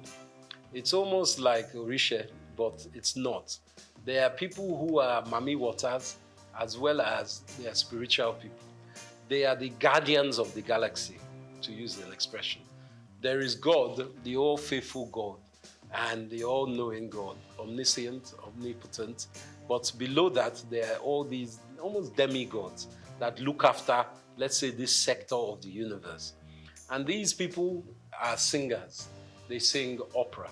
But they sing it with Pidgin English. And you know, Pidgin is a language that is known by most Nigerians, but it's a language that people shun and say, it's a bad language. But they speak Pidgin in Hawaii. They speak Pidgin in China. They speak Pidgin, Old English Cockney is Pidgin.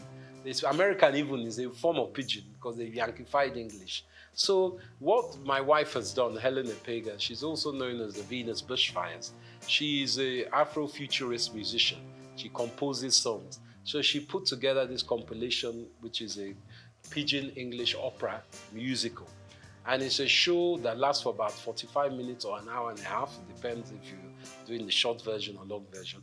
So we have tenors, we have sopranos, we have violinists, we have kura player, and my wife plays something called the hang, which is like 2 tortoise-shell steel drums that sound like a harp. And she plays that and she sings. She's the main protagonist in this. And it's a drama about all these people that have come, the Meneme people, who are meant to look after the planet, but they lose their voice. So Earth is, because God is angry with them, Earth, and says these people are rubbish. But the Meneme people say to God, please, give them one more chance. They're not that bad. I know they're fighting, there's lots of wars, but give them another chance. So the lead Kanate of these Meneme people has to go to the Venus Bushfire, which is the heavenly celestial place, to bring the voice back, to sing Earth back into harmony. So it's a drama, and it kind of plays on our old cultural awareness in Africa and heritage of Nigeria of there are other beings. And you must have faith in your ancestors as well as in a God. And the deities, as we know in Yoruba, I think there are 7 deities. And these are very important cultural awareness that we try to give to children as well.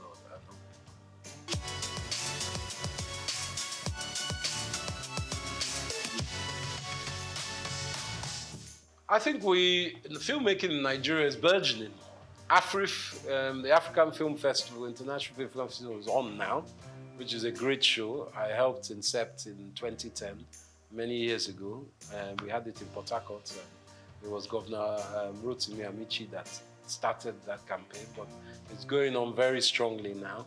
Nollywood, as we call it, is being noticed by the international market, whether it's Netflix or Hollywood. I would like to tell you something, actually, which is, I haven't divulged this for many years. My great uncle, whose name is Pa Orlando Martins, God rest his soul, was one of the first African actors in Hollywood. He acted in the 30s with people like Ronald Reagan, Katharine Hepburn, and Bob Hope. And he always played a part as an African prince or chief. He was never like denigrated or made into a lower African slave or anything. And I think that instilled something in my mind with this film industry. I think it's very important that Nigeria, as it is, we have some great actors like Wale Ojo and Ramsey Noah. They are playing part in producing their own shows. And it's very important. Like in America, you obviously have people like Mel Gibson, Robert De Niro, who have produced their own films as well. That Nigerians are not just actors or technicians, they're also producers and directors. It's very important that we have that link within our industry. And we make friends and we forge relationships, not just with Hollywood. There's Bollywood, the Indian industry, and there's also Chinawood, because China's film industry is massive. Technically, I think that just as big as Hollywood. So we must look to ourselves in Africa as well. There's some great film makers from Zimbabwe, South Africa, Ghana, and I think collaboration I always use collaboration because I would not be here without collaboration. Obviously, my wife, you collaborate with your spouse, but also my businesses. I have very good English business partner. He's really a business partner. I've started a new business. I collaborate with all kinds of industries and different sectors. So for film industry, I think it's important that we push our heritage forward, because people want to know about Nigeria. They love, in Africa, they love Nollywood stories, and that's a fact. And we can expand by using distribution. Distribution is key. Netflix, all the Hollywood film houses, negotiate with them. Even if you don't get the best price for this show, make sure you check your contract, make sure you get it for your next film. So I think that's important, distribution.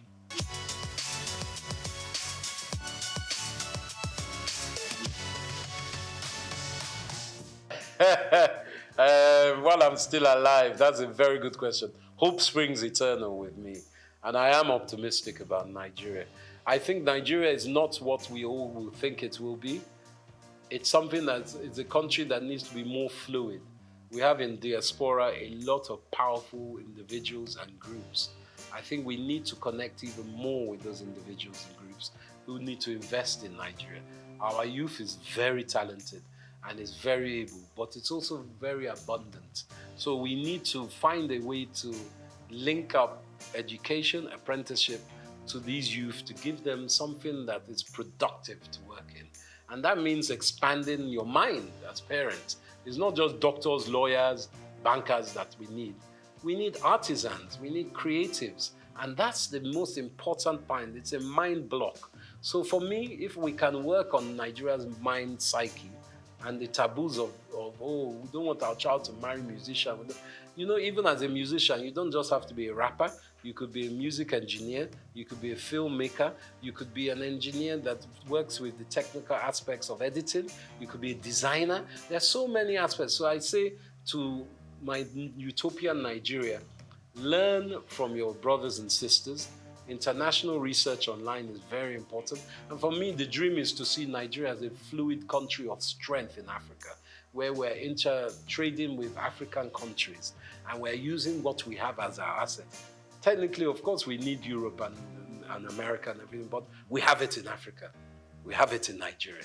So my beauty of Nigeria would be if we become our own Wakanda, working with other African states and enhancing our own GDP as well as our region and our continent's GDP working together.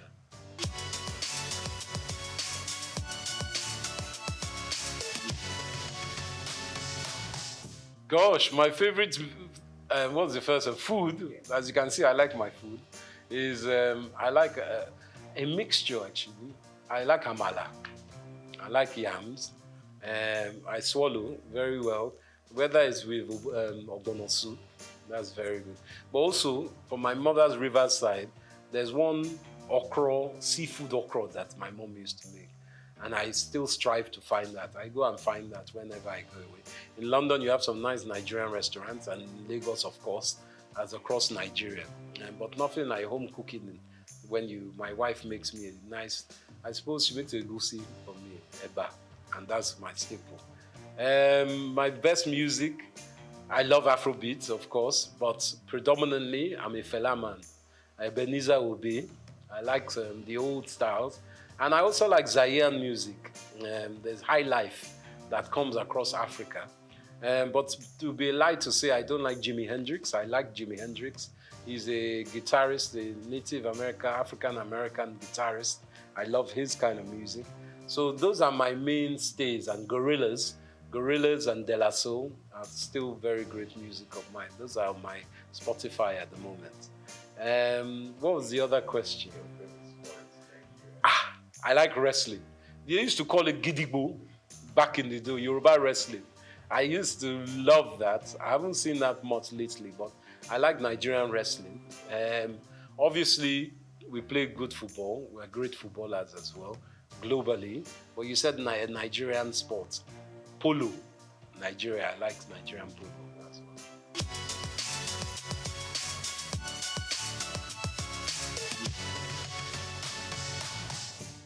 To my young brethren and children of Nigeria, I say it's important hard work. Hard work, research, and belief in yourself. Obviously, times are very tough at the moment, and money is tight. But with your own creativity, you can build your empire from there. I always believe that from one's mind, you can make wealth, and you shouldn't give up. Obviously, if you're not very great at one thing, you find what you are great at. But always be honest with yourself and treat others how you want to be treated. And remember, collaboration is the key or the little sister of success. And always have a smile. Very important. That's what I say.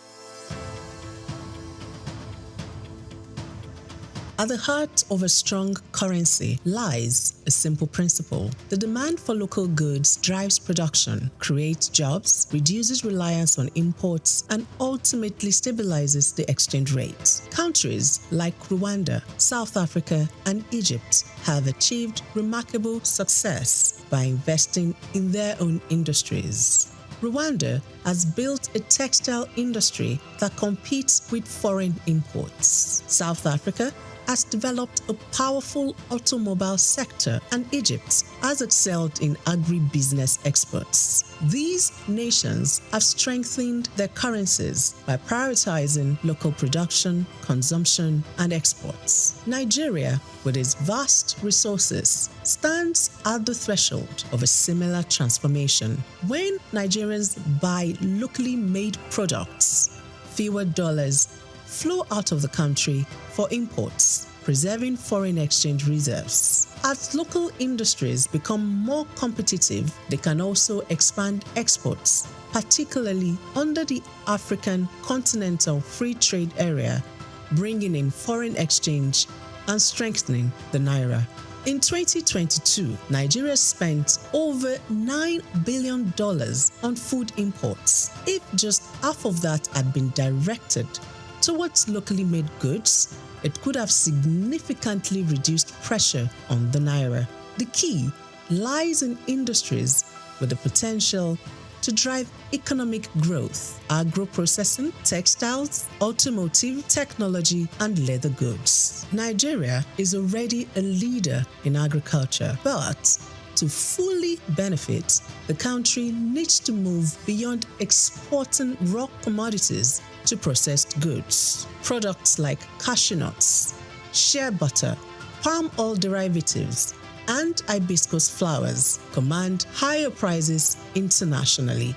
Ghana earns about $2 billion annually from cocoa processing, while Nigeria's cocoa exports lag far behind. With investment in food processing plants and the branding of agricultural exports as premium African products, Nigeria can bridge this gap, reduce reliance on European imports, and tap into Africa's fast-growing middle class. The Nigerian fashion industry has also gained global recognition, but the country still imports billions of dollars in textiles. In 2021, Nigeria imported over $4 billion worth of textiles, while Ethiopia, using local cotton, earned $110 million from garment exports. By boosting local textile manufacturing and using Nigerian cotton, Nigeria could reclaim a significant share of the $15 billion Africa fashion industry, positioning cities like Lagos, Aba, and Kano as textile hubs. Nigeria's automobile sector also presents an opportunity. The country spends over $8 billion annually on vehicle imports. In contrast, South Africa's automotive sector contributes over $12 billion to its GDP and employs more than 100,000 people. By implementing policies that support local vehicle assembly and production, Nigeria can reduce import dependency, create jobs, and become the region's automobile hub. Nigeria's tech ecosystem, home to fintech giants like Flutterwave and Paystack, is already Africa's largest, If Nigerians prioritize homegrown software solutions, the country can reduce capital flight and strengthen its tech industry, making Nigeria a global player in technology. The leather industry, particularly in Kano, also holds significant potential. While Nigeria produces some of the finest leather in Africa, much of it is exported as raw material. If we focus on producing high-end leather goods like handbags, shoes, and belts, Nigeria can meet local demand and expand exports. Ethiopia's leather exports exceeded $133 million in 2022, while Nigeria's remained under $50 million. By branding and exporting premium leather products, Nigeria can become Africa's leather capital, boosting the naira through increased foreign exchange earnings. To strengthen the naira, Nigeria must prioritize investments in infrastructure, improve product standards, enhance branding, and implement policies that favor local manufacturers. Consumers must also consciously choose locally made products to create jobs and drive industrial growth. The success stories of Ghana, South Africa, and Ethiopia show that this strategy works. It is time for Nigeria to invest in and promote made in Nigeria goods, solidifying and strengthening the naira for a more self-sustaining and prosperous economy.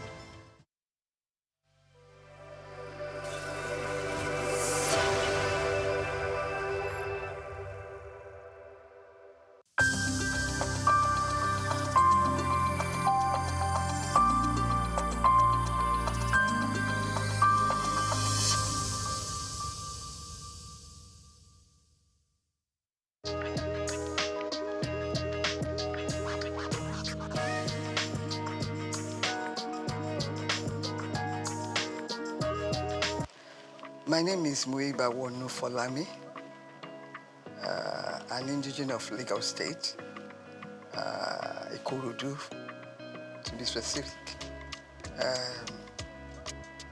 I was born in Lagos 86 years ago, and to the glory of God, I'm still alive and well, and trying to be a relative in the cause of women.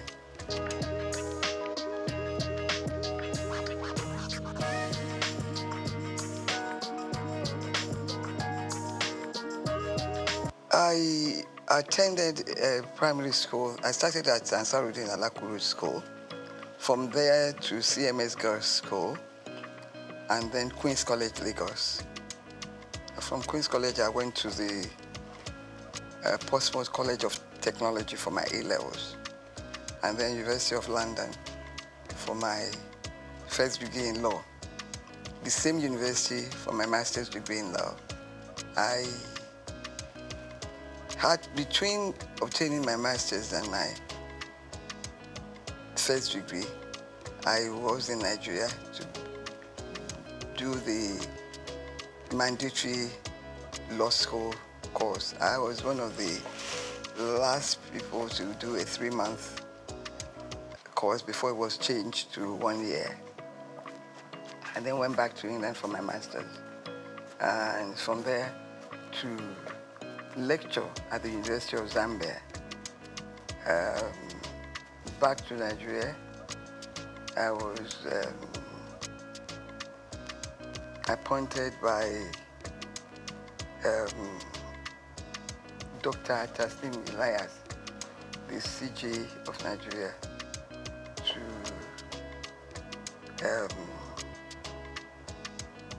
the Commission for Advance Notice to Lawyers of Developments in Law. It was a commission funded by the Ford Foundation to keep lawyers abreast of the developments in law. I was a director there. Then from there, I was admitted to the Federal Ministry of Justice. After being legal advisor to many ministries, I ended up as the Director of Public Prosecutions for the Federation. And after that, whilst I was the Director of DPP, I was appointed Attorney General and Commissioner for Justice in Lagos State.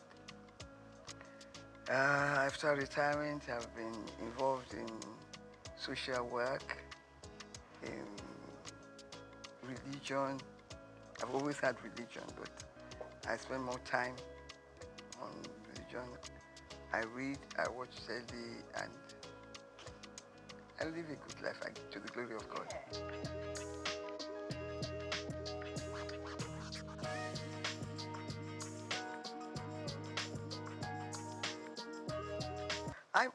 You see, when you begin to think that it was not until 2007 that women started to get equal pay in tennis tournaments. And it was something that was fought for. Little things like that does not add to equality. But when it was done, it may be small, but at work, even at work in employment, women are still discriminated against. And most women do two jobs. They look after the home, and they do the normal work that a man does in an office. Why I fail to understand this inequality in the treatment of women is that the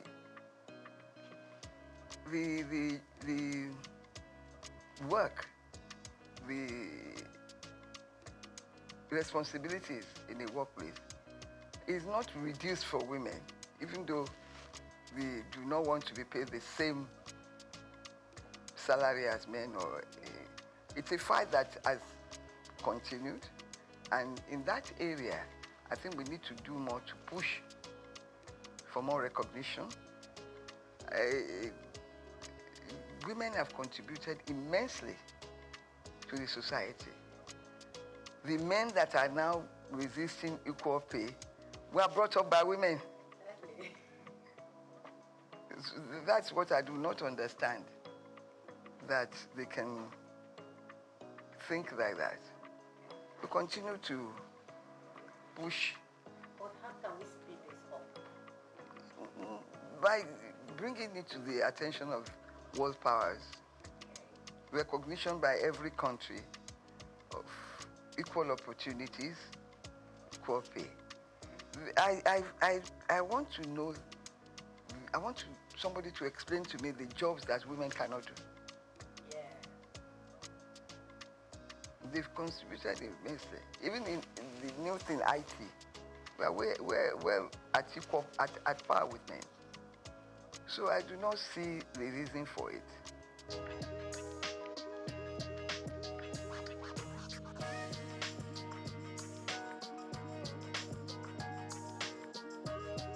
Unfortunately, I did not experience it, because when I left university, I practiced law briefly in my uncle's chambers before I went to University of Zambia as a lecturer.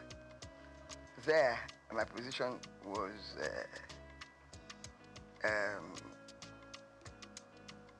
enhanced in the sense that I was a foreigner, and I got all the benefits of being a foreigner, serving in their service. Fortunately, in Nigeria today, the federal government does not discriminate in terms of salaries. Whether you're a man or a woman, you get the same salary scale, and you are promoted on equal basis. Kudos to the federal government, to Nigeria for that. But in the private sector, things are different. In some companies, this is the areas that we have to work on, because the job content is the same.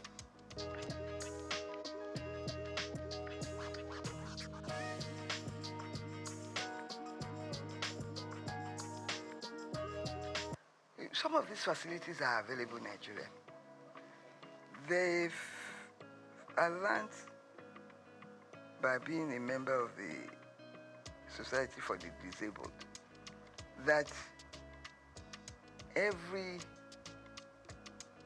government body must admit a certain percentage of women and of disabled people. So most times this opportunity is not taken. They are bound to employ them. We continue to push for that to be implemented in most ministries. It's important because it's there. You have to take a certain percentage of disabled people to work in government positions. It's important that we work to enforce that rule in our society. When it comes to discrimination, Nigeria is way ahead of some developed countries maybe because through slavery, we faced discrimination right from the beginning. We now know how to resist it. But in my country, Nigeria, in the federal government, in the state government, there is no discrimination.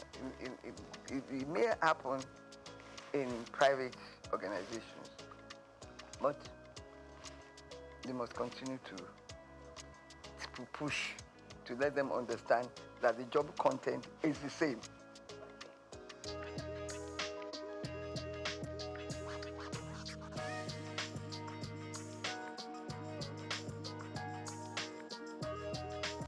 Well, you see, traditionally, under our culture, women are in the other room. To borrow the quotation. Yeah. That's our society, that's our culture. It's going to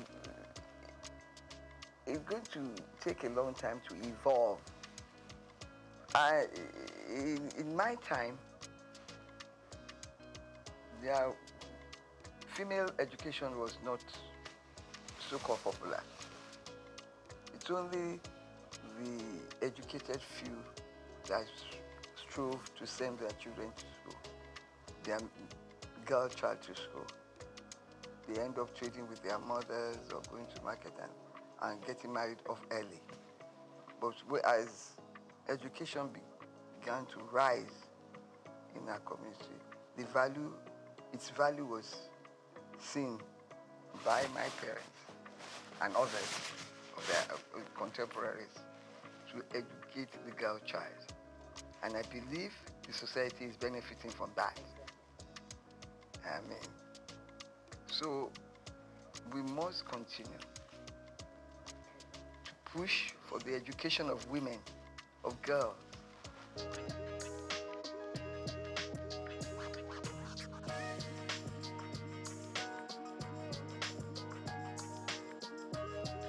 I have fought that, when I read that,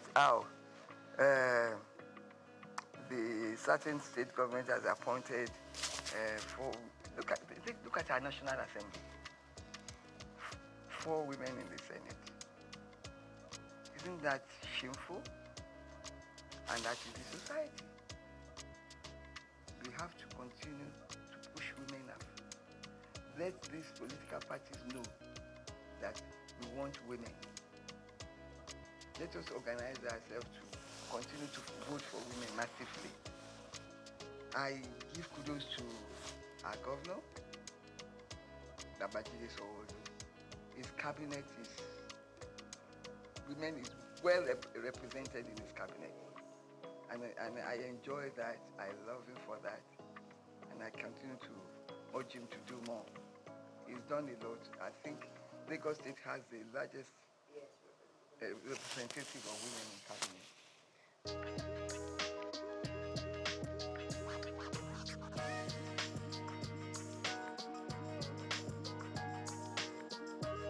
First of all, they have to project themselves in their office space, their workspace. let everybody know that they are equal to the task.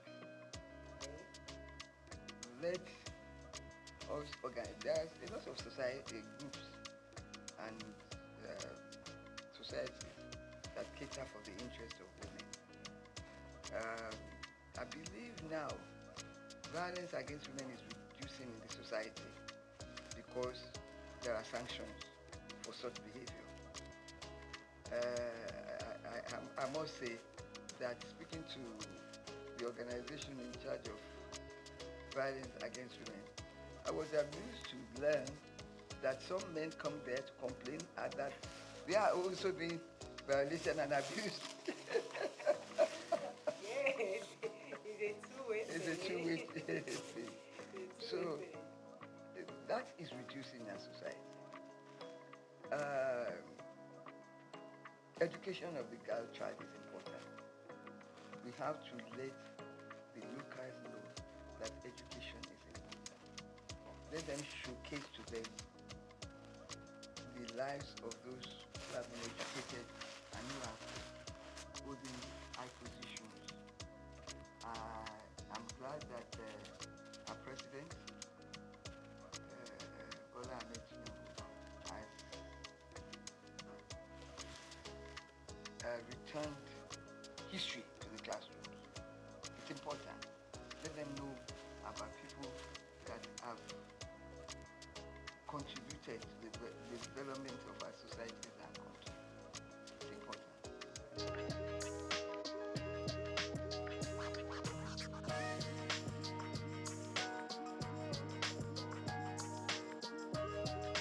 Yes, it's education. It's education. Once people are educated and they know that there is nothing a man can do that a woman cannot do when it comes to the workplace. We have women engineers, miners, and also all over. Give me a job specific that a woman cannot do, then I'll change my views. So the moment you begin to upgrade education, let government now continue to vote more for education. I don't believe we are doing enough. There is a UN convention, and I think Nigeria is part of that convention, that a certain amount of a nation's income should be devoted to education. I'm not sure whether Nigeria is complying with that. But some states are better than others. And we must, education, I believe in education of the girl child. Some states now are taking children, girls off the street. Walking is completely prohibited. Things like that will help.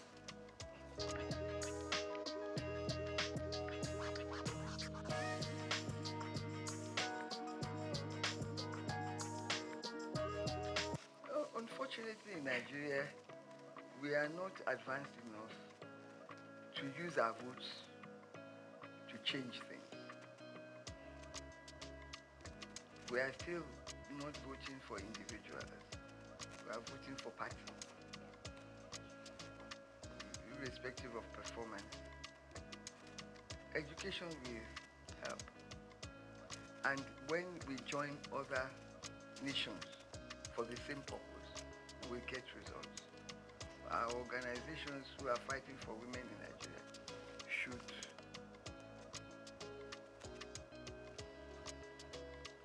join worldwide organizations to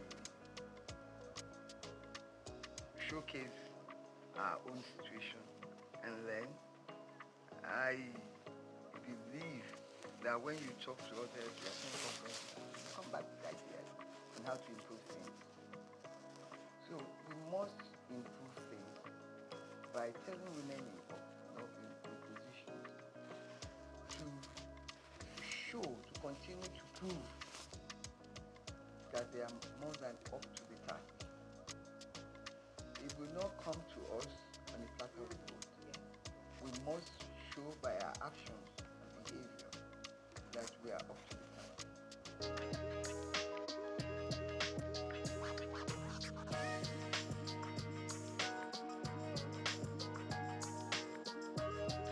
Of course, some women are wrong in claiming equal rights to their husbands in the house. I completely abhor that behavior. Even though they are husband and wife, the man in my culture remains the head.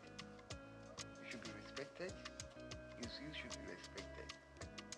It's only now the condition of living is so high that you join the two incomes together to run the house. In the past, it was the men that ran the house to pay for everything. Maybe some of these women are thinking that because they are contributing a quota to the development, that they have equal rights.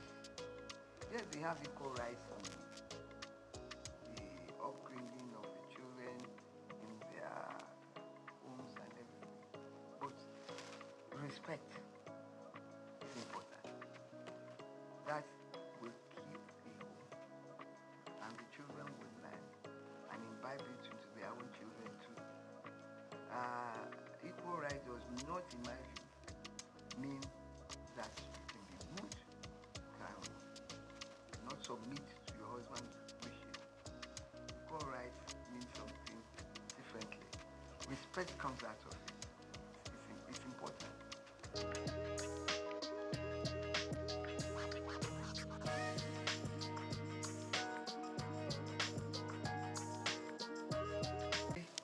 I go out and I'm like appalled at the way women dress. There's a competition to show as much of your body, to do that much as your, to do as much of your body that you can. It's absolutely difficult. They're not women. They're no longer women. The exposure, things that if you did in my time, a member of the community will cover you with a cloth and send you home. Because community mattered at that time. You dare not misbehave outside your compound because this community is watching you and reprimanding you if you go wrong, if you behave badly outside. That is law. And that is why you see people, even their dressing, show disrespect to womanhood and to themselves and to the community. We must learn, teach our children etiquette of dressing, speech, how to think and speak in a decent manner. We don't have it anymore. We're losing it, and it's shameful because people are appreciating naked women on the streets.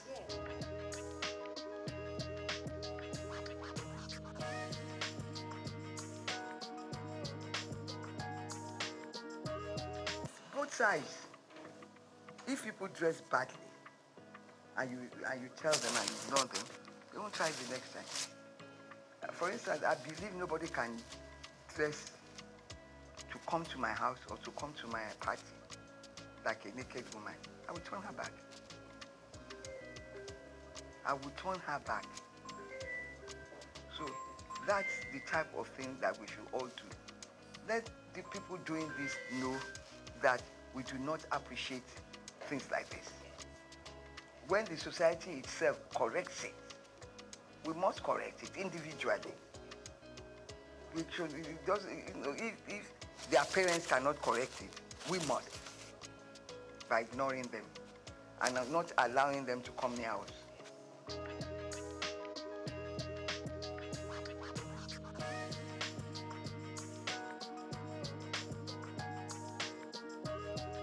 Show our women that have contributed to the society.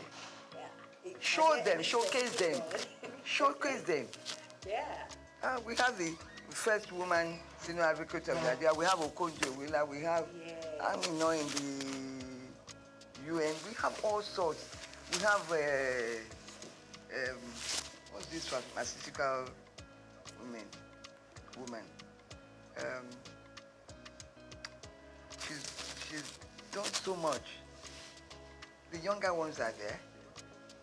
Little ones like Shadi Okoya is managing her husband's company and doing well. Let's encourage them. They are young. The young ones, they are working to improve the society. There's so many of them out there. We should showcase them.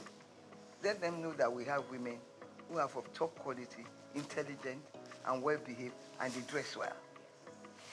Dressing well is dressing in a manner that is appealing to the eyes, not nakedness.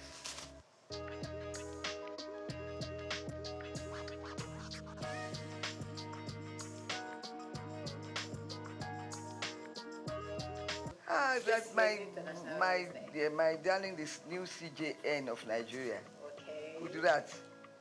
I did talk about Kekele. I mean, we're there. Female CJN. Yeah. And there are so many female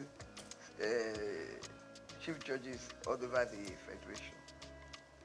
There are so many in the medical profession, in the engineering profession. We have pilots. So let them know that there is nothing that a woman cannot do. In IT, in everything, women are moving forward. We should showcase them. We should let their pictures be seen in our newspapers, in our news, in everything, to encourage young girls that you too can get there. If they don't see, and if they don't know the history of these women, how they got there, they too will not be inspired. We have to inspire the young people with the achievements of women achievers. Kekere rose from magistrate to right to the top. I admire her. She's well composed, well behaved. Some of these people, when they become something, they lose their heads. They start to, no, she's so respectful, well behaved, well dressed. I don't think she would allow herself or her children to come out naked. Never. So people like that, Okonjo Iweala are the same. We have a lot.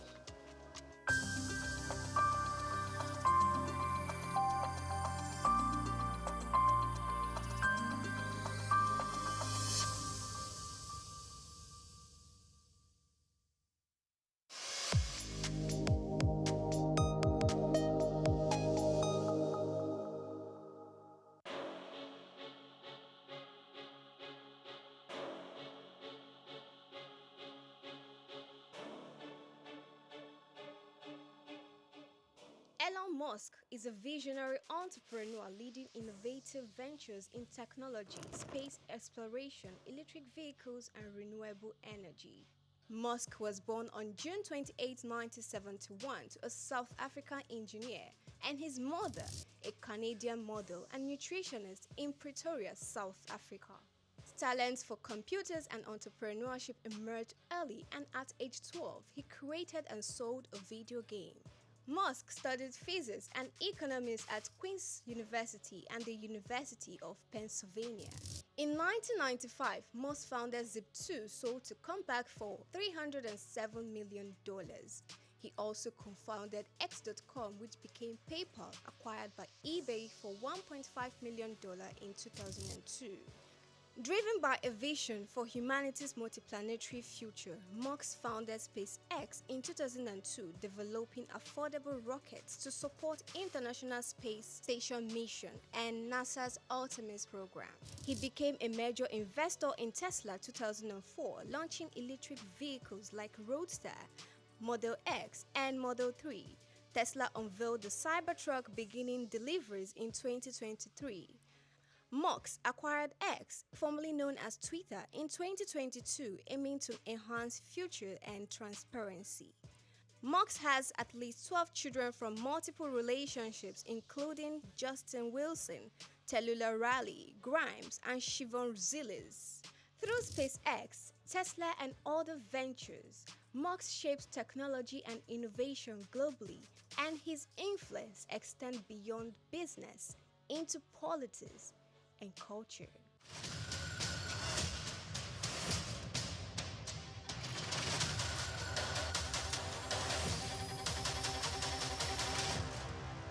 For more than a century, Zambia has stood as a prominent figure in the mining sector, particularly renowned for its copper production, which remains a cornerstone of the nation's economy. Accounting for 3/4 of the country's export earnings, mining plays a pivotal role in Zambia's economic landscape. The focal point of this mining activity is the Copperbelt province, home to major copper mines like Lumwana and Konkola, alongside Sentinel in the northwestern province. These mines, operated by renowned international firms such as Barrick and Vendetta Resources, hold majority foreign ownership, with Zambia Consolidated Copper Mine Investment Holdings retaining minority stakes. Smaller mines in the Copperbelt region, backed by investors from countries like China, Brazil, and South Africa, contribute to Zambia's diversified mining landscape. However, the country's mining sector faces various challenges, hindering the potential growth trajectory. Fiscal policies introduced by the government, including royalty increases, the taxation policies, have negatively impacted mining profitability. Also, price volatility in global markets, infrastructural deficiencies like inadequate transportation networks, power shortages, and an uncertain regulatory environment further increases the sector's challenges. Moreover, labor disputes, safety concerns, and geopolitical risks stemming from political instability poses additional hurdles to Zambia's mining sector. To propel the nation towards its 3 million tons copper production goal, strategic measures are crucial, and these include leveraging digital technology through partnerships with AI and machine learning firms to enhance sector's efficiency and investment, stable policy framework in order to attract and retain investment, and provision of a conducive regulatory environment. Infrastructure strengthening supported by donor funding and concessional financing can also alleviate critical constraints such as transportation and power shortages. More so, environmental conservation is vital for sustainable development. Hence, mining companies must provide government-approved environmental management plans, prioritize durable equipment, and proper waste disposal techniques to minimize environmental degradation. Given copper's expected dominance in Zambia's exports, maintaining its position as Africa's economic hub demands a concerted effort. Israel Adeyemi, Souq News.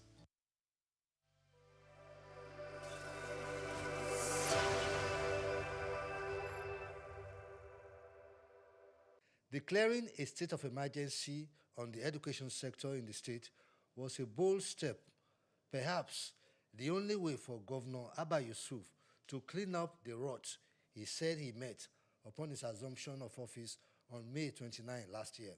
The first thing that motivated Governor Yusuf to take the action was when he heard that a staggering 4.7 million pupils were sitting on the bare floor in primary schools in the state. But the worst is the alarming proliferation of 989,000 out-of-school children of both genders, a situation that threatens to rob an entire generation of their right to education and a bright future. Governor Abba Yusuf did not just wake up in the morning to declare a state of emergency on education. He studied the situation and understood the problems. The governor said the Kano educational landscape, once a beacon of hope and opportunity for the youth and an example for others to copy, now stood shrouded in the shadows of unacceptable neglect and decay.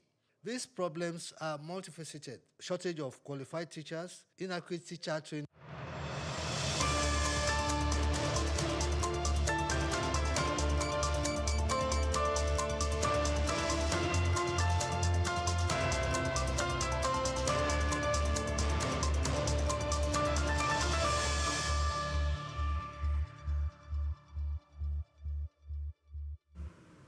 Welcome to the World News on Souq News Television, where we bring you developmental stories from across the world. I am Grace Komalafe.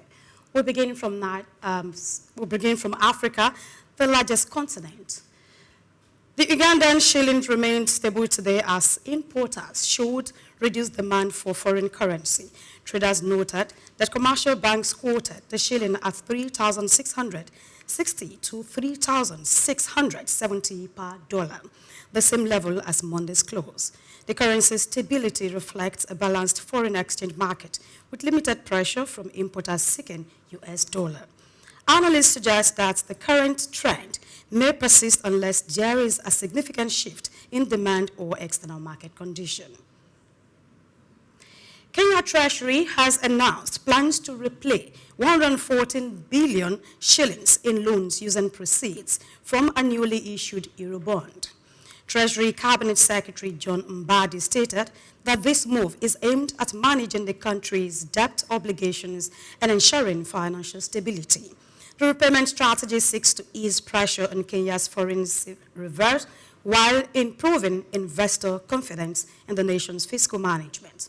Officials believe using Eurobond funds for debt repayment will help restructure liabilities and avoid potential default risks. Analysts have noted that while this approach may provide short-term relief, Kenya's long-term debt sustainability depends on broader fiscal reforms, revenue growth, and prudent borrowing practices. South Africa Deputy Minister of International Relations Alvin Botes says the country's foreign policy will remain unchanged, but the government will adopt tactical finesse to navigate the evolving global landscape. He emphasized that foreign policy is based on principles and does not require sudden changes. Botes stated that the coming years will test whether South Africa can effectively adapt while maintaining its diplomatic stance. He stressed the importance of strategic engagement to manage shifting international dynamics. As global tensions and economic uncertainties rise, South Africa aims to balance its long-standing foreign policy commitment with a more flexible tactical approach to international relations. Still in South Africa, we move to Tunisia as has granted license to 4 international firms to develop solar farms with a total capacity of 500 megawatts valued at 1.2 billion dinars, approximately $386 million. The projects are part of the country's efforts to expand renewable energy and reduce reliance on natural gas.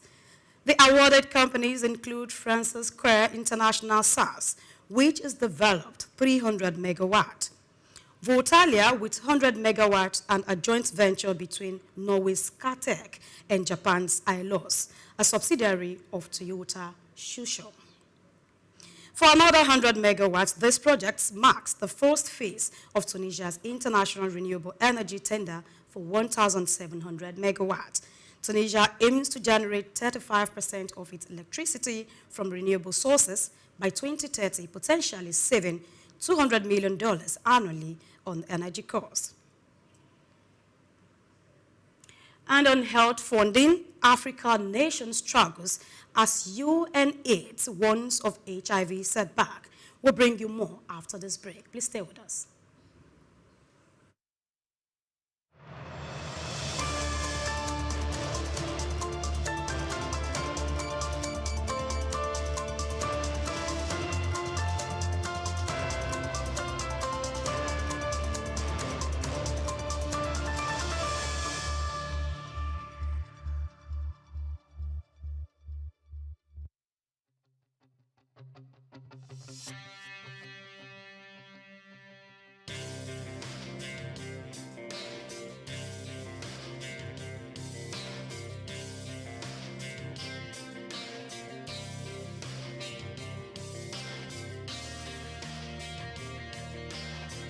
When you visit Lagos for the first time and Google fun or recreational places in the city, at the top of that list will be Freedom Park. Located in Lagos Island on Broad Street, Freedom Park over the years has become home to the Nigerian arts and the culture at large. From annual big shows like the Lagos Theatre Festival, Celebration at the Lagos Poetry Festival, to local festivals that celebrate literature, music, and arts.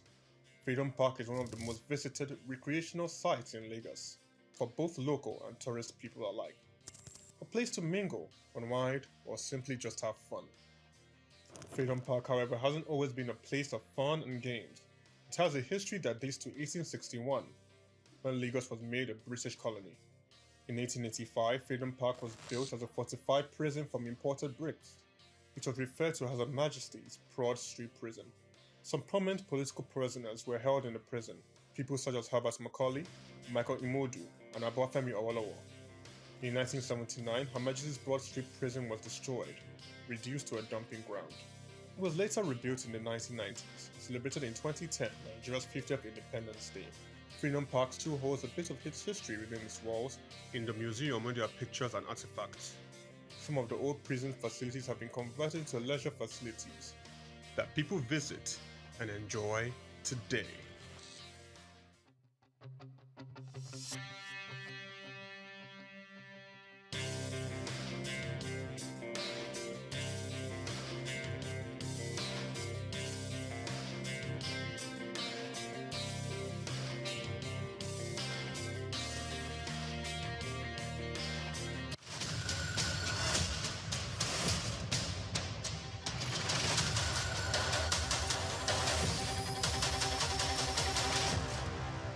At the Africa Development Studies Center, ADSC, we are committed to driving sustainable growth and development across Africa through innovative training and research. Our mission: empowering leaders, policymakers, and professionals with the tools they need to create lasting change. With customized training, dynamic research programs, and study exchanges on leadership, management, and other critical development topics, ADSC offers a platform for exchanging cutting-edge ideas and global best practices. We provide comprehensive services in research and consultancy, capacity building and training, education programs, publishing and knowledge sharing. Our esteemed faculty, composed of seasoned experts and researchers, ensures a learning experience that is insightful and practical.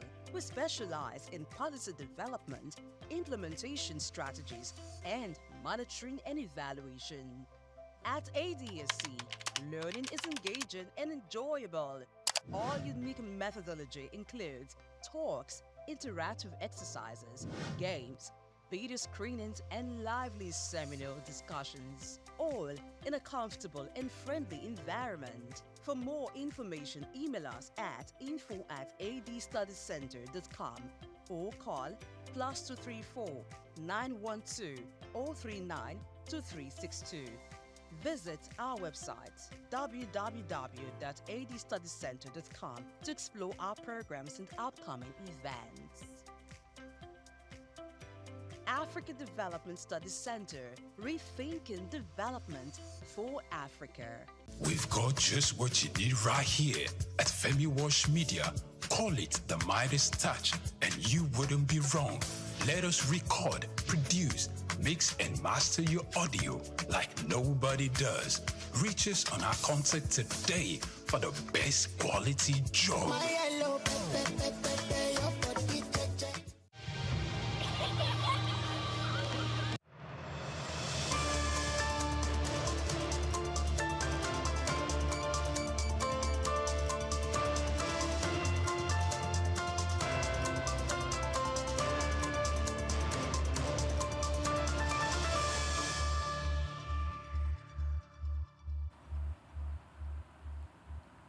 Thank you for staying with us. And now UNAID has raised alarm over a looming HIV crisis as U.S. funding cuts threatens to disrupt life-saving programs, with African countries bearing the brunt.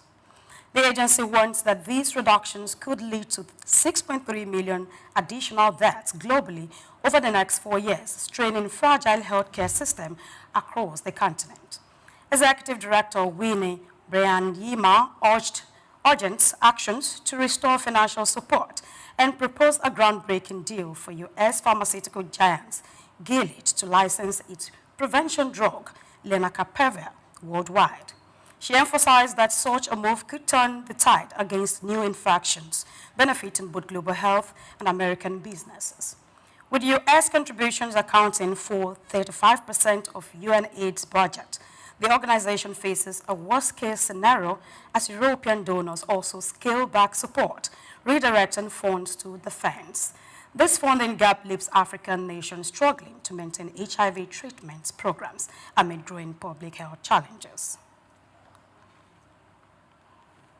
And now Egypt has teamed up with the International Finance Corporation, IFC, to introduce public-private partnerships, PPP, at 11 airports, aiming to enhance infrastructure and passenger services.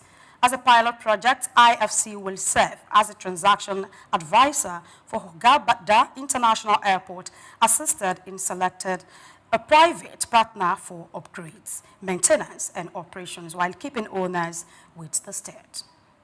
This initiative is part of Egypt's asset monetization program launched in 2023, which speaks private sector investment without straining the national budget. The IFC will also develop a strategy for private sector participation at 10 other airports, including Sharm el-Sheikh and Lusail. Egypt's Prime Minister Mustafa Madbouly emphasized that the agreement strengthens ongoing cooperations with the IFC, boosting private sector involvement in aviation. And now we move to the Middle East. Major stock markets in the Gulf saw slow trading today as investors awaited further clarity on the U.S. tariff policies set to take effect next month. Concerns over potential trade restrictions impacted market sentiment, leading to cautious trading across the region. Saudi Arabia's benchmark index fell by 0.3%, with Saudi Arabian mining company losing 1.7%, while Al Rajhi Bank gained 1.5%. In the UAE, Dubai's main share index edged down 0.1%, with Dubai Islamic Bank slipping 0.8%, and Abu Dhabi's index also declining by 0.1%. Oil prices, a key driver for Gulf market, remained largely unchanged as traders weighed the potential impact of U.S. tariffs on global energy demand. Qatar's index also retreated by 0.3%, driven by a 1% decline in petrochemical giant industries, Qatar. The Abu Dhabi Investment Authority, ADIA, has announced plans to acquire a significant minority stake in the European Camping Group, ECG, a French outdoor accommodation firm. The deal, facilitated through ADIA's wholly owned subsidiary, will see private equity firm PAI Partners retaining its majority stake in the European Camping Group. Financial details were not disclosed, and the transaction is expected to close in second quarter 2025, pending regulatory approvals. This investment is part of ADIA's broader strategy to expand its European portfolio, which currently accounts for 22% of its $1.06 trillion assets under management. PAI Partners, which initially invested in ECG in 2021 and later acquired Vaccine Select in 2023, aims to strengthen the company's market position. Moving ahead, OPEC is expected to produce with its planned oil production increase in May, adding 135,000 barrels per day BPD as oil prices remain steady. This marks the second consecutive monthly rise as the group, comprising OPEC and allies, led by Russia, works to ease production cuts imposed in 2022. 7 members will continue making additional reductions until June 2026 to offset past overproduction. Brent crude prices have stabilized above $72 per barrel, rebounding from a low of $68 earlier this month. Analysts suggest the output hike is sustainable due to low global crude inventories and rising demand. An OPEC Plus ministerial committee will review the policy on April 5, though Russia has hinted that the decision could be reversed if market conditions change. And on security matters, Papua New Guinea has launched an investigation after Facebook and Messenger went offline nationwide for more than 24 hours during a police test of technology aimed at regulating online content. The country's technology regulator was ordered to determine the root cause of the outage, though Meta confirmed there were no disruption on its end. Police Minister Peter Siamalile previously praised the successful testing of a system to regulate Facebook content, citing concerns over fake news, hate speech, and child exploitation. However, the technology regulator stated it was not consulted on the tests. Authorities now face scrutiny over digital freedom, with critical warnings against potential online censors. Coming up next, Gold Road rejects multi-dollar bailout offer. This and more will bring to you after this break. Please stay with us.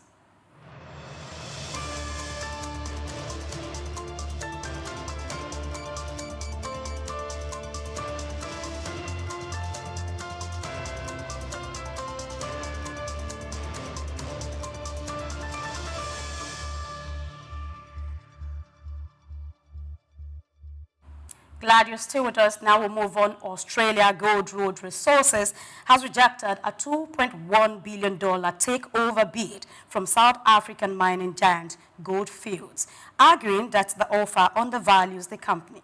Following the rejection, Gold Road stock surged by over 15%, hitting a record high of $2.83 per share.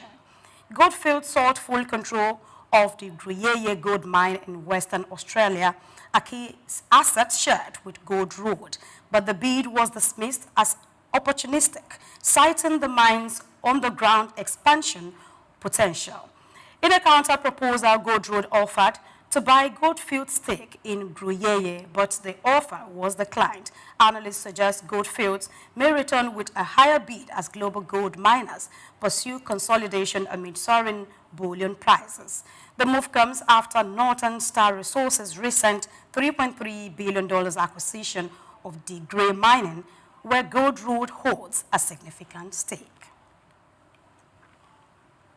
Moving ahead, in a diplomatic move, China is reaching out to top U.S. business leaders at the China Development Forum to ease trade tensions and attract investment despite rising tariffs. Instead of retaliating, Beijing is focusing on reassuring foreign investors and promoting economic stability. Key attendees included Apple CEO Tim Cook, reflecting ongoing economic ties despite the strain in U.S.-China relations. Analysts suggest China is working to understand U.S. trade policies under President Trump while preserving key business partners. While China has taken limited countermeasures, concerns remain over further U.S. tariffs expected in April. Experts believe Beijing's strategy aims to prevent full economic decoupling while strengthening ties with other trade partners like the EU and Southeast Asia. Despite economic challenges, including a real estate slump and deflation risks, leaders remain optimistic that high-tech manufacturing and domestic consumption will drive future growth. Away from that, the U.S. President Donald Trump, unpredictable policies on trade and security have prompted Europe to accelerate spending on defense and infrastructure. Germany has announced a €500 billion investment fund, boosting optimism among European businesses and investors. Eurozone stocks have risen 12% since Trump's inauguration, while U.S. markets have declined. Despite growing confidence, Europe faces unresolved challenges, including high energy costs and regulatory barriers. The European Central Bank warns that potential U.S. tariffs could shrink Eurozone output by 0.3% in the first year. Analysts caution that while investment in key sectors like defense and construction is increasing, structural issues may limit long-term gain. Again, U.S. President Donald Trump has announced a 25% tariff on all country purchasing oil from Venezuela, effective April 2nd. The move aims to increase pressure on President Nicolas Maduro's government while extending Chevron's deadline to wind down operations in Venezuela until May 27. The tariff will impact Venezuela's key crude buyers, including China, India, and Spain. Analysts suggest it could force discounts on Venezuelan oil, mirroring the effect on past U.S. sanctions. China, Venezuela's largest oil consumer, strongly opposed the measure, calling it an act of illegal unilateral sanctions. The tariff could push buyers towards alternative suppliers such as Russia. Meanwhile, Chevron's extension will allow the company to continue exporting Venezuelan oil to the U.S., temporarily helping to stabilize supply.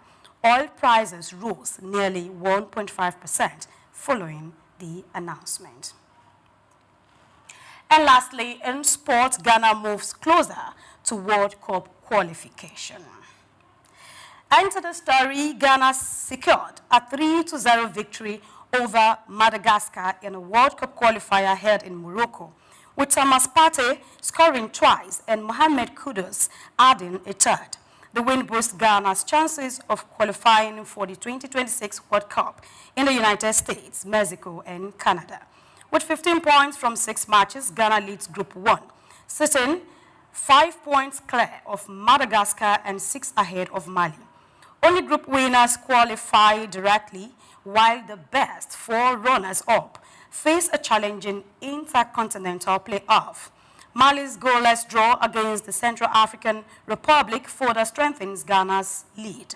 Elsewhere, Ivory Coast reclaimed the top spot in Group F with a 1-0 win over Gambia. Tunisia maintained their Group H, lead by defeating Malawi 2-0, and Ethiopia crushed the Djibouti with a 6-1 victory. And that's the world news on Souq News Television. Don't forget, we are on all social media platforms at Souq News Television. Thank you for watching. I am Grace Komalafe. Good afternoon.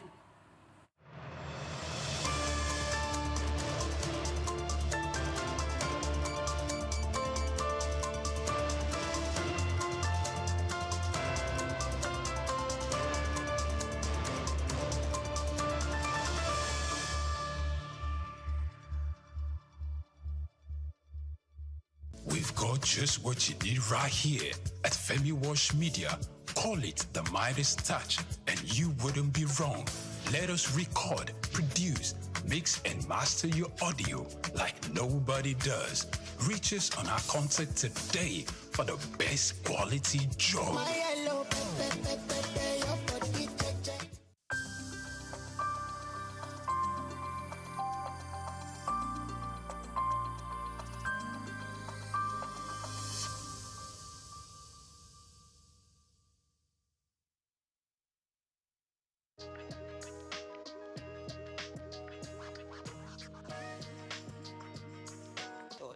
To start with, let me give some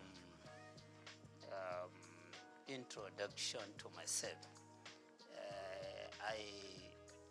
As you said, I was a former commissioner of finance. I was a commissioner of finance during the Ganduja's administration from June 2015 to October 2018.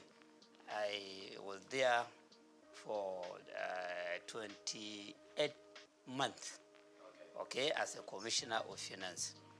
And I had been with Bayero University, Kano, before I was appointed commissioner of finance. Still, I'm a professor of accounting in the university, but I double as a commissioner of taxation because at the Prince Abubakar Audu University, Ayumba, Kogi State, there was a chair that had been vested there by the Federal Revenue Service in 2011.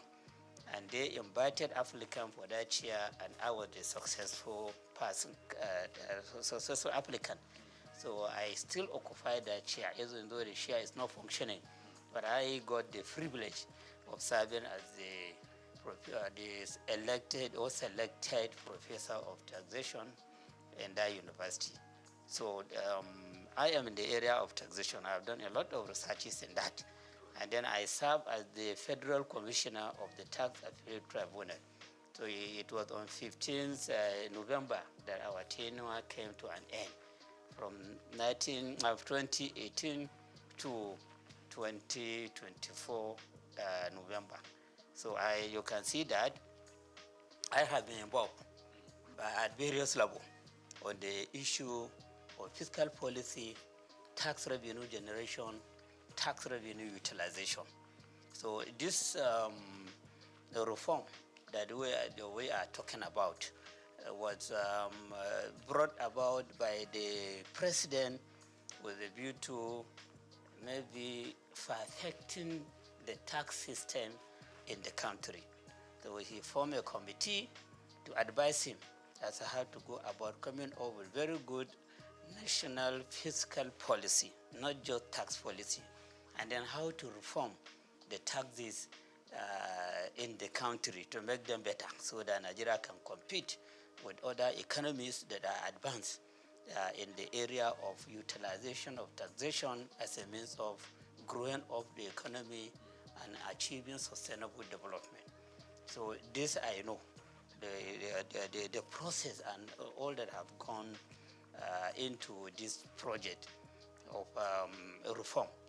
So bills were developed out of the report of that committee appointed by the president under the chairmanship of Mr. Tayo Oyedele. And for the first time in the history of forming a committee in Nigeria, we had a committee that the president has given the power of implementation. So it's not just about recommending something to him. It is about coming up with a report which will be convincing to him, and if he's convinced, he will ask then to be involved in the implementation of the recommendation of the report.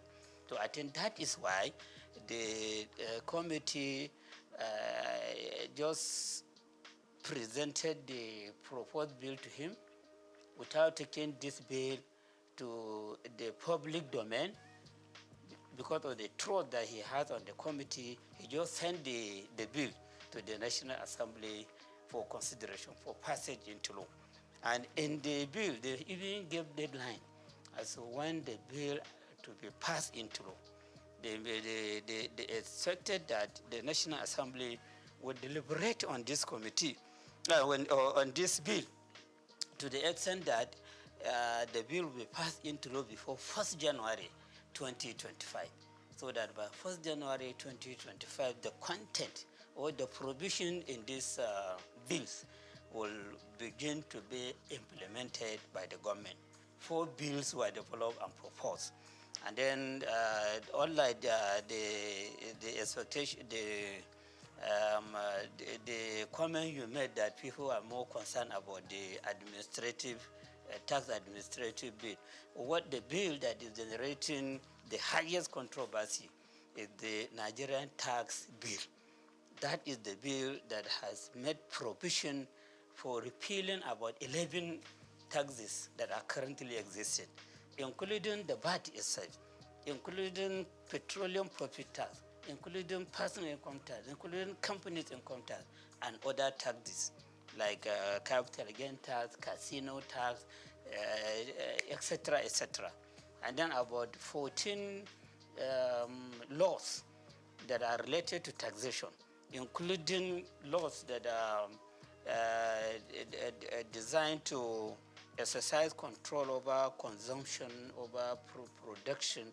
They made substantial amendment on them, and then take the amended aspect, amended part of those laws into the Nigerian tax bill, which means that the laws have suffered from, or they have enjoyed consequential amendment.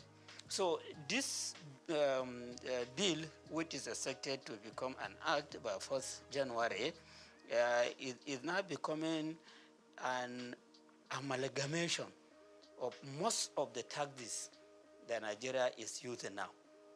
Most of the taxes, those that have been repealed, part of them, part of the provision in them have been injected into the Nigerian tax bill. Those that have been considered for consequential amendment. They are also captured in the Nigerian tax bill.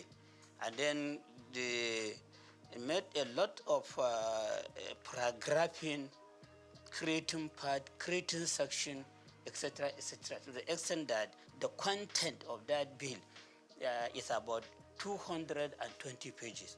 So you have to develop the stamina. You have to be used to reading before you read everything from the beginning to the end. And if you don't do that, you may miss a lot of things. And you may be talking ignorantly about the content of the bill. And unfortunately, that is what is happening in the public domain. You hear people talking ignorantly about the content of the bill. They just listen to news, radio, television. When they hear the comment of somebody, then they will amplify that comment ignorantly without reading the bill and understanding the content of the bill. So that is the one that is enjoying the greatest controversy. Of course, others too are enjoying some controversy. The Nigerian tax administration bill, because it is in that bill that the new sharing formula for VAT was stated. VAT have been extensively explained or described in the Nigerian tax bill. But how to share the proceeds of VAT have not been captured there. That provision could only be seen when you go to Nigerian Tax Administration Bill, which is the bill that has been designed to show how the tax authorities in the country at the federal level, state level, and local government should be relating with one another so as to avoid conflict, so as to avoid a situation whereby all of them may go to a taxpayer with different dimension of claim. The bill was designed to achieve this main objective, to resolve the conflict that have been happening between tax authorities or even revenue generating agencies. Because when you talk about the revenue, we shouldn't be talking just about the tax revenue. You have revenue that custom is collecting. That bill, second bill, is saying that customs should no longer be involved in collecting revenue. It is the Nigerian revenue service that should be collecting.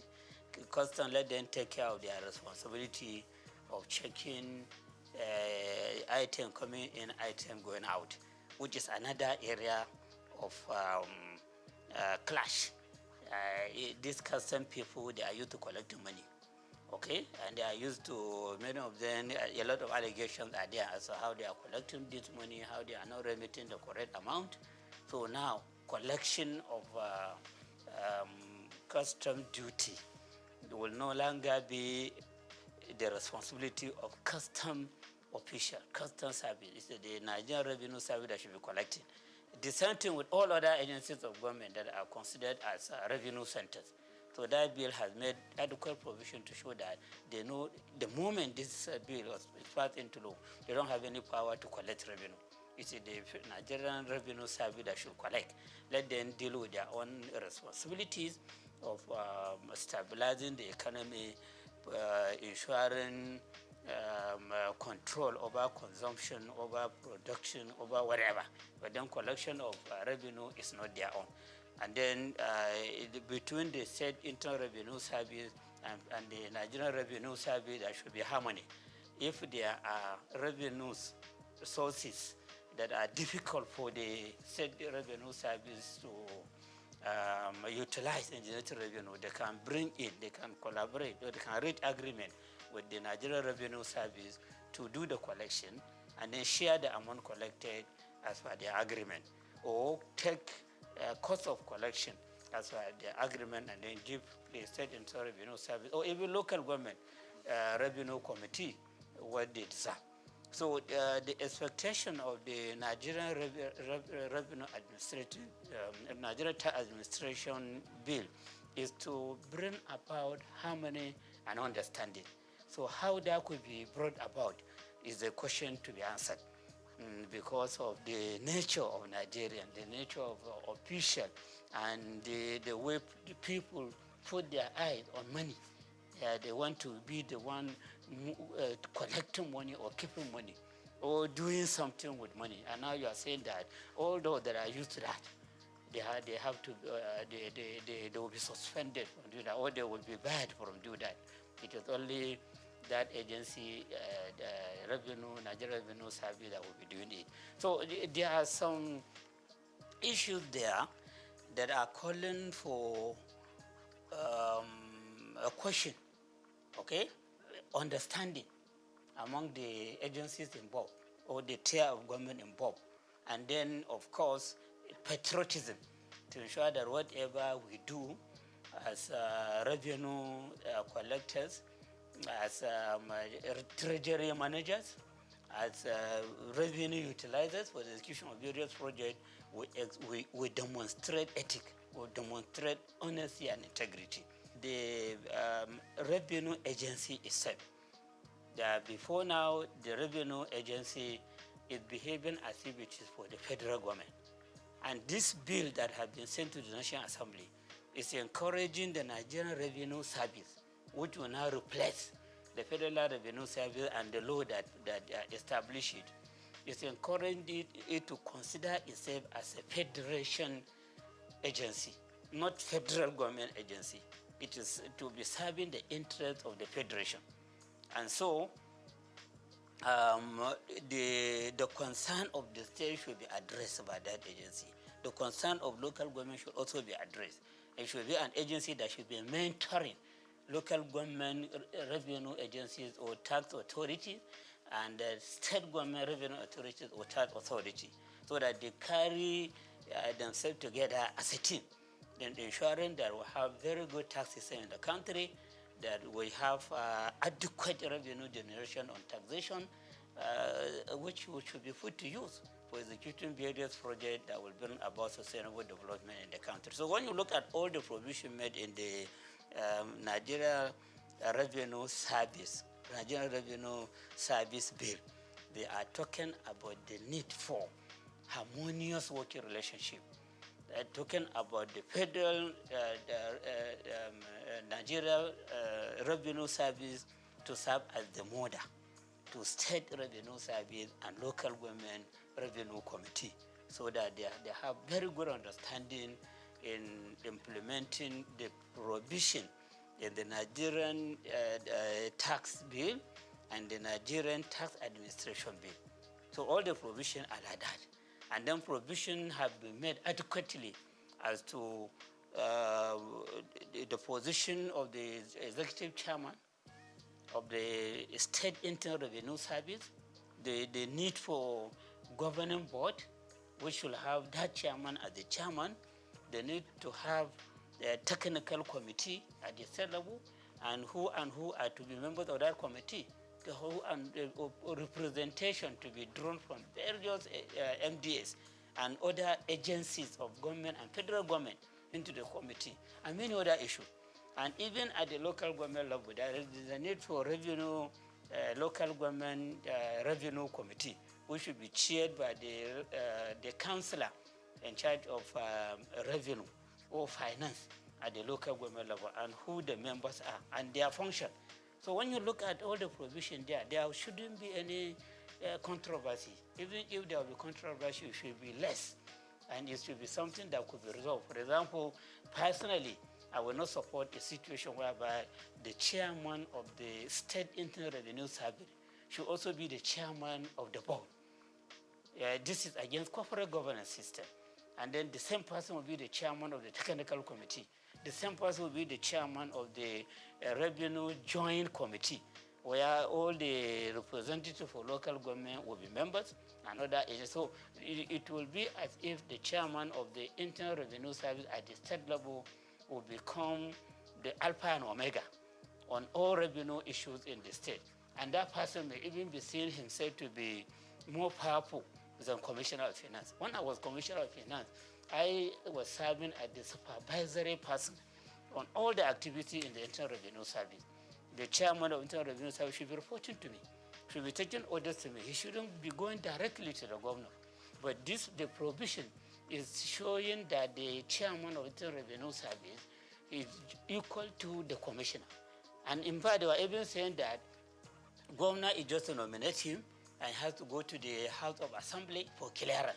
Just as commissioner will go to House of Assembly for clearance, and there is no provision to show that this person should be answerable to the Commissioner of Finance. So something like this, I think many people may not see it, but with my own experience as a Commissioner of Finance, who have been intimately related to the Minister of Finance that time, I know the problem many states were facing as they empower the chairman of the Internal Revenue Service, they empower too much the Accountant General against the Commissioner of Finance, who should be the supervisor to all these agencies of government. So issues like this are there, and appropriate action need to be taken by the National Assembly in correcting the lapses in the bill. Then the last one, which is about institutionalizing revenue board. Okay, a revenue board. Before we have joint revenue board. Before we have joint tax board. So now that joint tax board is an appendix of the personal income tax. It's just under personal income tax. So now the drafters of the bill, they will want joint revenue board to be on its own, have a law supporting it, so that at the federal level, where we have the chairman of the Federal Revenue Service, he will now serve as the chairman of the Joint Revenue Board. Then all the chairmen of the Internal Revenue Service at the state level will be members. Ministry of Finance will have a representative. Ministry of Budget and Planning will have a representative.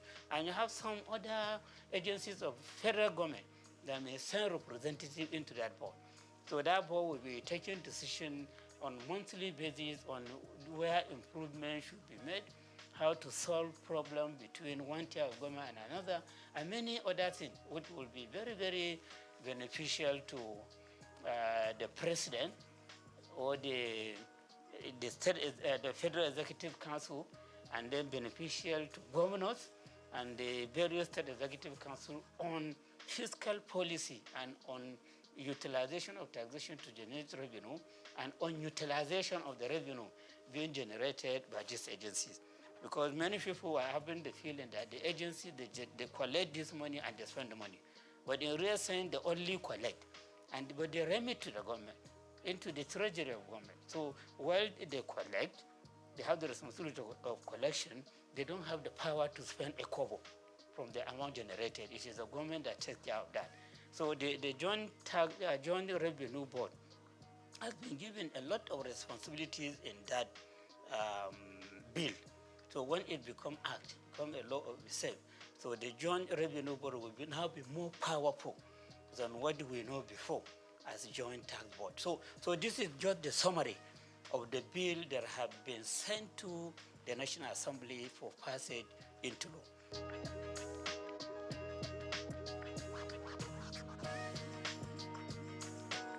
Yeah, my point is that we need reform in our tax system. As a student of taxation, I have the belief that no economy can make any progress if it doesn't have a good tax system. Most of the economies of the world, or I can say all of them, all the developed economies of the world, they are tax-based economies. And most of the natural resource-based economies, they are among the backward economies in the world. Look at it.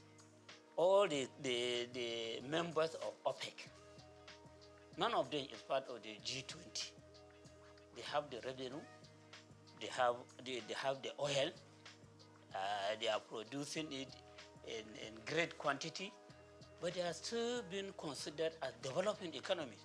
Well, when you look at UK, Germany, France, US, other countries like that, they don't claim to be having enough revenue, enough oil to refine for their use and then to export the excess for sale. They don't claim for that, and that's why they don't belong to the OPEC, Organization of Petroleum Exporting Countries. they base their economy on taxation. But then they have very good tax system, which is just attracting minimal complaint. And the moment they hear some complaint from either the taxpayers or the tax administrators, they take appropriate action immediately, so that at the end, nobody will complain. And because of the reliance on taxation, the citizen of that countries, both natural and artificial person, companies and individual, the citizen of the country, as they pay tax, they have the right to demand accountability. They have the right to demand prudence. They have the right to demand transparency. And for that, those imposition of austerity, they are always in fear that whatever, if they steal a kobo, people will shout, this is our money. We contributed this money for execution of progress that will amount to a project that will amount to sustainable development, not for the money to be stolen. So this person that is stealing money, appropriate legal action should be taken against him. Sometimes you hear some leaders being hung. Sometimes you hear some leaders being shot, the firing squad, because of the misuse of public money. So members of the public that are contributing this money in the form of taxation, they complain, and then they insist on appropriate action to be taken. So before you come out and claim that you want people to vote for you to go to the parliament or to be the governor or the president or whatever, you will have it in your mind that when you go there, you touch public money, that may be the end of your life, because that the contributors of that money will be, their eyes and attention will be on the money. And the moment you misuse it, they will take appropriate action against you. Your image will be tarnished. You may even lose your life. So those economies that are considered as developed, they rely substantially or totally on taxation for their development. And then those economies that are reliant on natural resources, oil, cocoa, solid mineral, whatever, as they use the money from this to execute project, the members of the citizens of that country, both natural and artificial, they don't care if they see them stealing the money and abusing the money, because it's not their money. It's not their own contribution to the economy. Number one, the prohibition on VAT, which you said earlier has attracted a lot of attention from leaders in the northern part of the country. VAT could be addressed in two ways. Okay, the first way affect everybody, and then the second way is what the leaders in the north are complaining about. The first way is on the increase in the VAT rate. Increase in the VAT rate. We have never had a situation whereby progressive increase will be brought to VAT rate in any country in the world. From my reading, I have never experienced it. But this is being brought about in Nigeria through these laws. They said VAT rate now, which is 7.5%, as per the Content of Finance Act 2020, will be increased to 10% from January 2025. Just about a month away. If the bills are passing to law, VAT will be increased to 10% of all VATable goods and services. And then just 1 year after, 2026, it will be increased to 12.5%. Then you have a small raise for 3 years. By 2030, the rate will be increased to 15%. So you can see the progression in the increase of VAT. And the moment you increase VAT rate, inflation will come up very powerfully, especially as you are increasing from 20 to 2025, 2026, you are increasing 2.5%. So the goods and services throughout the country you see their prices going up. And there is no separate market for barterable goods and services and non-barterable goods and services. No separate market. Don't just feel that when you increase VAT rate, the increase in price will be on barterable goods only. All other goods and services, their prices will go up. And how do you survive that? Nigerians now are complaining about fuel subsidy removal, electricity subsidy removal, and many people have become unemployed. Many people have become disabled. Nobody, no any earner of salary can claim to be saving anything for investment. People are borrowing money to top up to the income that they have for survival. And those that have no work, they are complaining. We just finished induction for ICANN. About 3 inductees met me that if I have any chance for them to get employment, you are qualified as a chartered accountant and you are looking for jobs. So what about the secondary school leavers, diploma holders, and other people that have not even attended school? So unemployment is on the high side.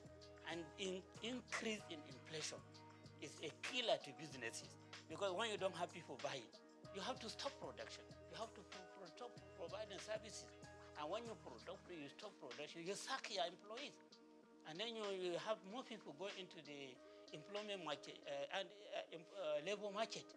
So increase in the VAT rate is a very big killer to an economy. And this is a problem that affects all the state in Nigeria. And our president himself in 2020, I could remember, when they are trying to increase VAT rate from 5% to 7.5%, he came up and warned the government that this increase in VAT rate will be harmful to the economy because of the inflation that it will ignite. That was during his, I think, 68 or 69 birthday lecture. When he was to comment, he talked harshly against the increase in VAT rate. And now the same government is accepting the bill to go to the National Assembly for increase in VAT rate on a continuous basis. So I see this as a very big mistake. The timing is very wrong. And then the policy, the idea of progressively increasing VAT rate, especially as Nigerians are complaining about subsidy, fuel subsidy removal, electricity subsidy removal. So this is one thing that need to be looked into. And as we are interested in generating more revenue through taxes, particularly consumption tax, we have to be very careful about the consequences of the increase. And this is for the whole country. So that is one part. The second part is about the sharing of the amount that will be generated. Yes, right now, when VAT is generated internally, and of course the one for custom, they put it together and share it using vertical formula and horizontal formula. Vertical formula between federal government, state government, and local government. So federal government takes 15%, state government 50%, local government 35%. That's how they share it vertically. And then for local government and state, since they are not at the same level in terms of population, in terms of level of economic development, in terms of weight for industrial development, so they have to use the separate formula. And they agreed that 50% of whatever belongs to state government should be shared equally. 30% should be shared on the basis of population. And then 20% should be shared on the basis of derivation. And that derivation, in the simple language, is about the contribution of every state to the VAT that has been generated. And at the local government level, they are to consider the contribution of each local government to the VAT that has been generated. Okay? So at the state level, when you say contribution of every state on the VAT that has been generated, consumption is much more in some states than in some other states.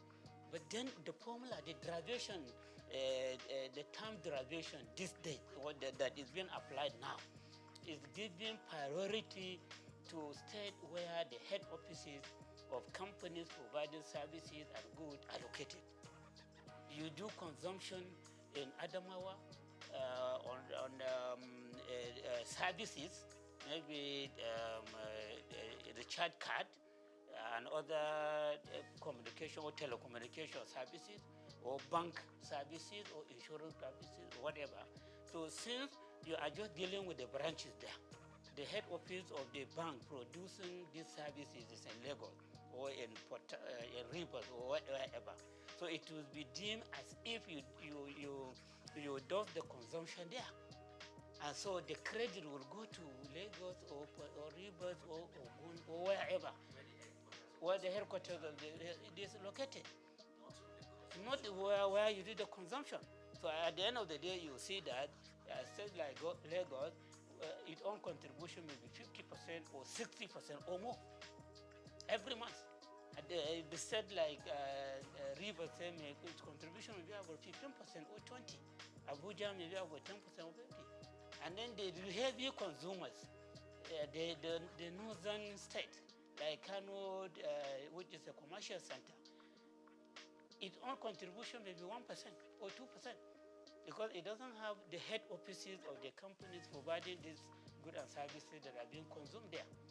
So at the end of the day, you see that 20%, if it is 6 billion, for example, if it is 6 billion, for example, so 60% of that 6 billion will be about 3.6 billion. That may go to Lagos. And then 10% of that 60% may be about 600 million. It may go to this. And then you, that are the consumers, you may get 1% of that. So you can see that particular 20% is the cross of the matter. That is the basis of the controversy. So now that this bill has been submitted to the National Assembly, then these people saw that this derivation has been increased to 60%. 60% instead of 20%. Now, not previously, right now, 20%. Not right now, 20%. And it has been jacked up. And the deflation has been jacked up. And then in the law, derivation has not been defined. But then people have to go by what is happening now. As they go against it, since now derivation is about contribution of state that are producing these goods and services being consumed. So they have the right to just say that, so now instead of 20%, it will now be 60%. And then you hear the government functionaries, including members of the committee, saying that no, that's not what they mean. They mean area of consumption. This 60% derivation is about consumption area, not location of the headquarters of company that produce the good or services. You should have defined that in the law. When you say the issue of derivation has been increased to 60%. But what we mean by derivation is this and that. So that controversy will have been avoided. Or you go under the interpretation section. And so as you are interpreting this and then you say derivation. By derivation we mean this and that. That has not been done in both the Nigerian Tax Act and the Nigerian Tax Administration Act. So you can sympathize with the people complaining. And then if it goes like that, if they don't correct it at the National Assembly before passing into law, the moment it is passed into law, they will go back to this issue. The suspicion is that they will just go back to a pleasing state where the headquarters of the companies are located, because there is no definition that says that it is about consumption. So everything needs to be documented. Yeah, in a society that is well informed, you should always talk on the basis of evidence. And evidence in accounting, we said you prioritize when you are to prioritize between two evidence, verbal and written. Written is more important than verbal evidence. Okay, and that is why in court, even if you say you give verbal evidence, they want to write it down and read it for you. Then you sign or you put your thumbprint that yes, this is your comment. Because written evidence will continue to remain. Verbal evidence could be denied in a later date. So these are two issues, all based on that. And then you can appreciate why people are talking too much on this matter. To to the extent that they don't even care to notice other lapses that in the act. But they, as student of taxation, I have to read and try to pinpoint lapses that need to be corrected so that we have a perfect reform on taxation or on revenue generation in our dear country.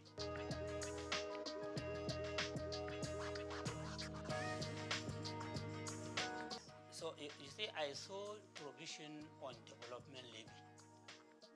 On development levy, that there will be development levy, and that development levy will be 4% of accessible profit of companies whose turnover is more than 50 million per annum.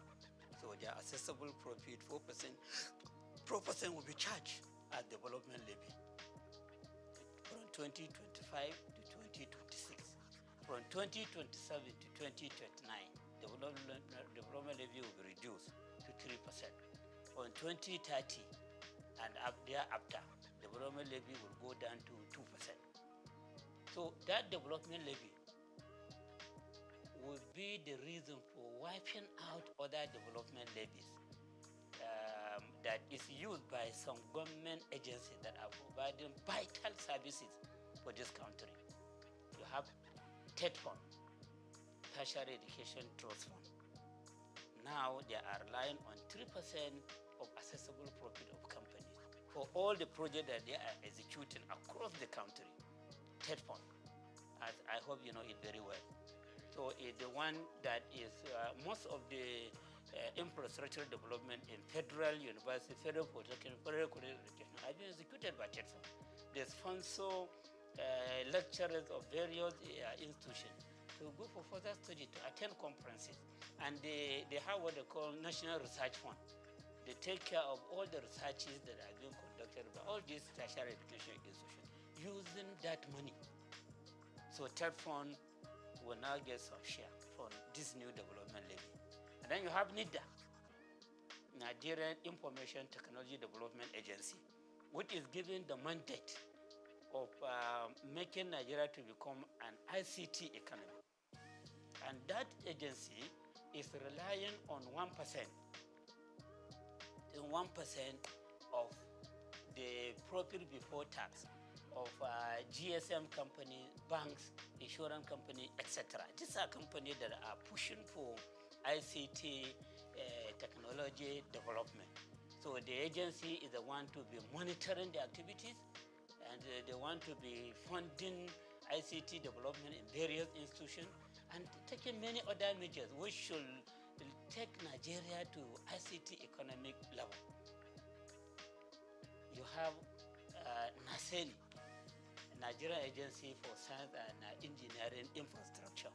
So that is an agency that has been given the mandate to make Nigeria become science and technology economy, to promote local manufacture of cars, local manufacture of motorcycle, and many other things that will show that we have grown up as an economy that can compete with all these developed economies. So that agency is also relying on a particular share, I cannot remember, from what internal, I think, Federal Revenue Service is collecting. And now the government has introduced NEL Fund. NEL Fund. So NEL Fund is collecting 1% of the total taxes, levies, etc. that are passing through the Federal Revenue Service. So these are 4 agencies of government that are relying on levies, charges, etc. for them to take care of the mandate given to them. So this development levy is designed to ensure that 3 of them are phased out systematically. Only NEL Fund, which is for giving loan to students, will survive. By 2030, that 2% that we are talking about, from 4% to 3% to 2%, the whole of that 2% will be for the NEL Fund. While all these have been put aside, it's up to the government to decide whether to disband them or to put them into the mainstream budgeting system. So in 2025 to 2026, TED fund will get 50% of that 4%. And NEL fund will get 25%. NIDA will get 20%, NASEMI will get 2%. So by the end of 2026, NASENI, NIDA will no longer get anything from that development levy. So they will be on their own. It's up to the government to decide whether to cut them out or to continue to fund them through the budgeting system. And then by the end of 2029, TED fund will not be getting anything. But from that 27 to 29, they said TED fund will be getting 66 and 2 over 3%. And NELDA will get 33 and 1 over 3%. That is what will happen for 2028 and 2029. By the end of 2029, forget about TED fund. It is only NEL fund that will be getting that 2% development levy that will be charged. So you can see that by 2029, all these three agencies that have clear mandate for moving the Nigerian economy forward, they may either be phased out or they may be taken back into the mainstream federal government budget. And agencies that are used to being independent, are being to working on target, how can they survive under the mainstream government budget? So the other implication is that as you have only NEL fund, even before transferring everything to NEL fund is there to give loan to students. All this money that will be coming to you just for giving loan to students. So this shows that a Nigerian student will mainly become debtors. And when they become debtors, will they have the mouth to complain about the government being a debtor nation? Nigeria as a whole becoming a debtor nation. Every day loan is increasing. So students too will now become debtors. Secondly, the federal institution, all these federal universities, they are not charging tuition fee up to now. They only charge registration fee. University of Lagos, University of Ibadan, Bayero University, Kano, ABU, all these federal universities, and many of the state universities, they don't charge tuition fee, just to encourage children of the poor to attend university or polytechnic or colleges of education. So as TED fund is put in place, nobody can claim that he or she cannot pay tuition fee. And then no university or polytechnic should be going to government asking for money. In fact, government may even give them target of the amount that they should be remitting to the government, because you are charging tuition fee, you are charging registration fee, you are having enough money to take care of yourself, and then we want you to remit something to us because we own the federal university college education polytechnic. So at the end of the day, you see that students will become debtors, students and their parents who insist on making sure that their children attend universities or polytechnic or college of education. And then the universities will no longer be complaining about insufficiency of funds, because private universities are not complaining of it. They have their founders who are funding them and they are charging fee. Some are even charging 2.something million per semester in Nigeria here. Some are charging 2 million, some are charging 1.5 million per semester, and some per session. And so they have a lot of money to execute various projects, to pay high salary to their staff. And then the private universities, they are complaining that no money. When you go, they say no money.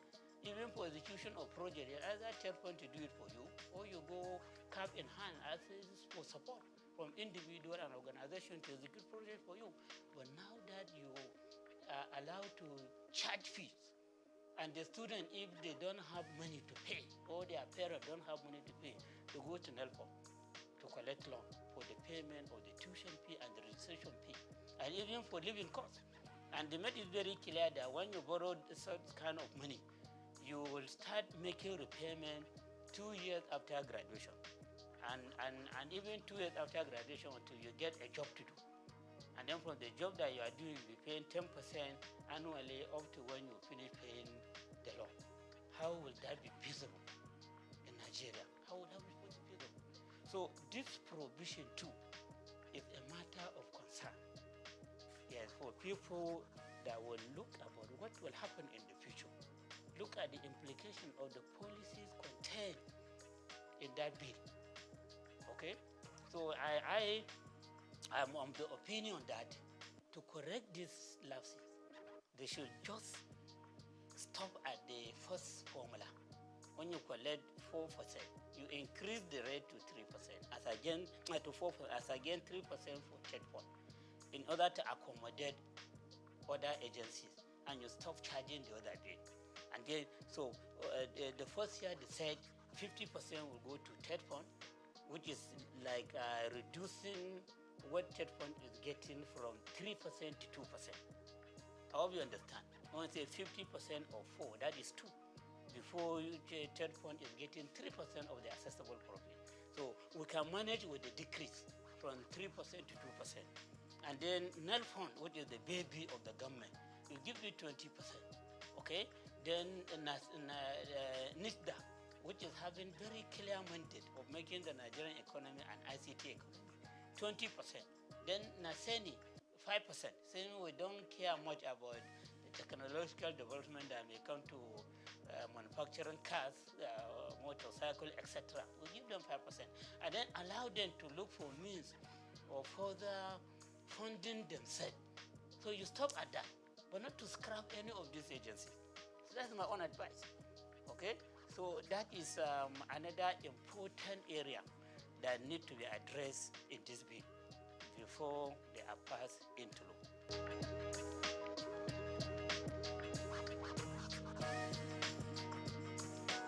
In taxation, as I said, we encourage payment of what you can afford. A situation whereby,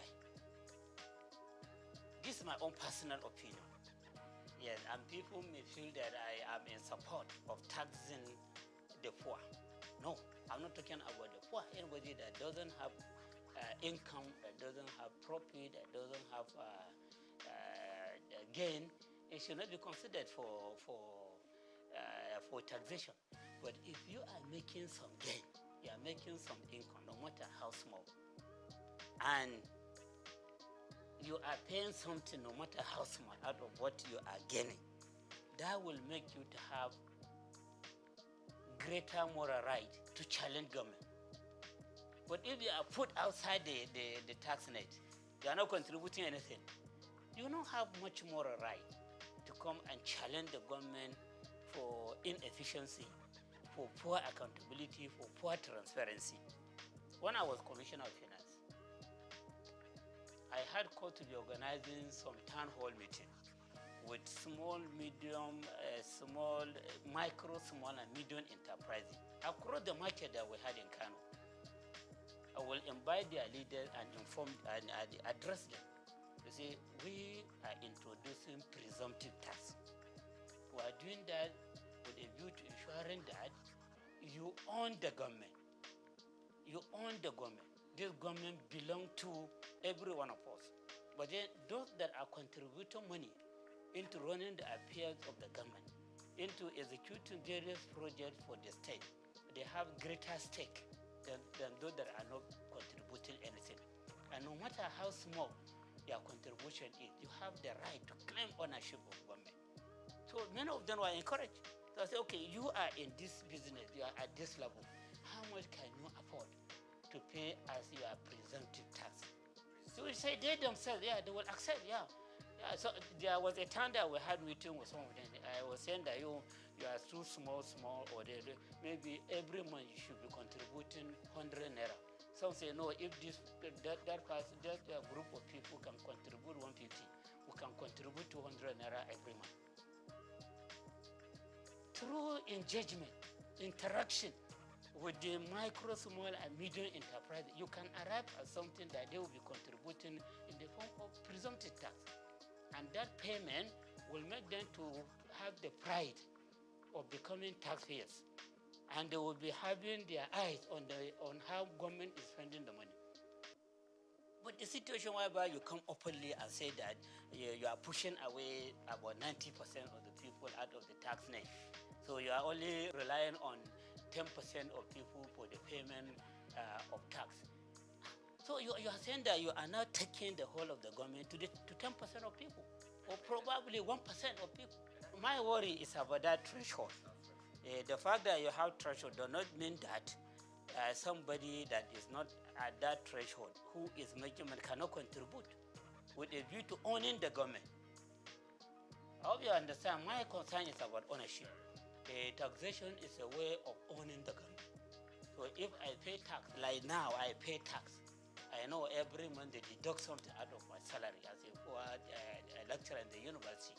I will look at my pay slip and see the contribution that I have made. So if I need tax clearance certificate, I can go there and collect it, whatever reason. But you that are not paying anything, what tax clearance will you ask for? Okay?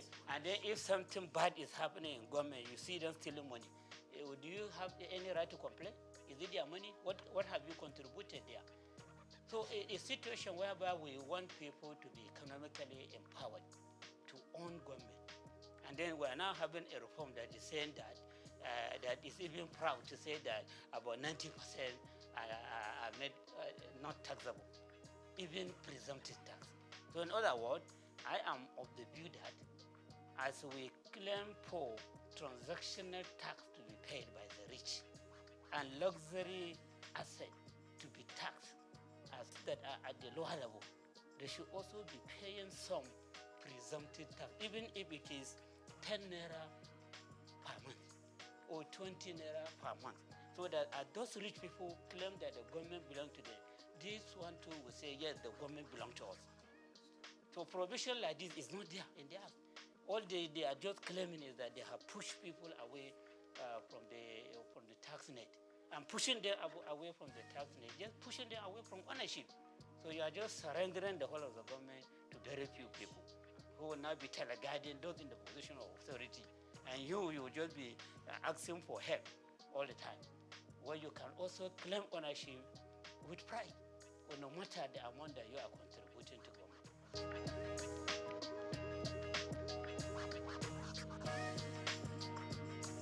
The other aspect of it is this absence of adequate provision in the Act on property tax. Property tax, yes, property tax. Like I was talking about luxury asset. Those with luxury asset, they need to be taxed on the value of this luxury asset, so that we generate more revenue. Those that are doing the transaction of high volume of money, they need to be taxed for this transaction. That's what we call transactional tax. So you can see that as we are talking of relieving the poor or income earners from tax, from this tax rate, we are not talking much about taxing the rich in the bill. It is not clear as to how properties of the rich people in this country, who are very small. Someone was even telling me that in Nigeria, where you say 99% of the wealth of the country is in the hand of 1% of the people in the country. That 99% of the people of this country, they own only about 10% of the wealth of the country. What a gap! If this is true, we have not done any study empirically to ascertain these figures. But you can see some sign of it, and you need taxation to bridge the gap. And then as you are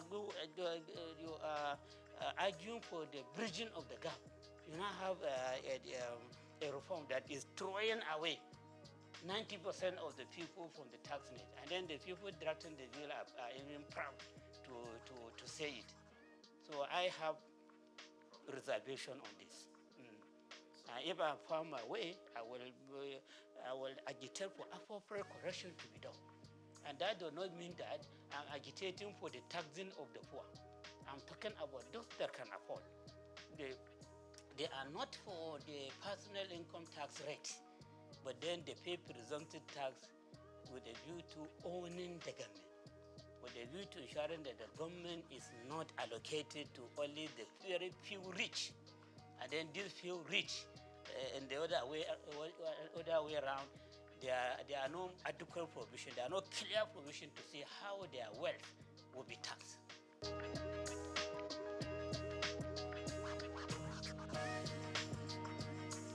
No. If you look at all the statements that we making, there's nowhere that I mentioned that the North is having this agitation. I'm just talking to you about areas of concern in the law. Areas of concern. I think I only made reference to the North when it comes to this issue sharing of VAT, that the governors and traditional rulers in the North, they are first to raise alarm, and they raise alarm on this matter only. But all the other matters that I mentioned, they have not said anything. Maybe they have not seen them. They don't have this perspective that I have. Okay, so I am a Nigerian first before becoming a Northerner. So I talk as a Nigerian. My concern is about the Nigerian people, and the Northern people are also part of Nigeria.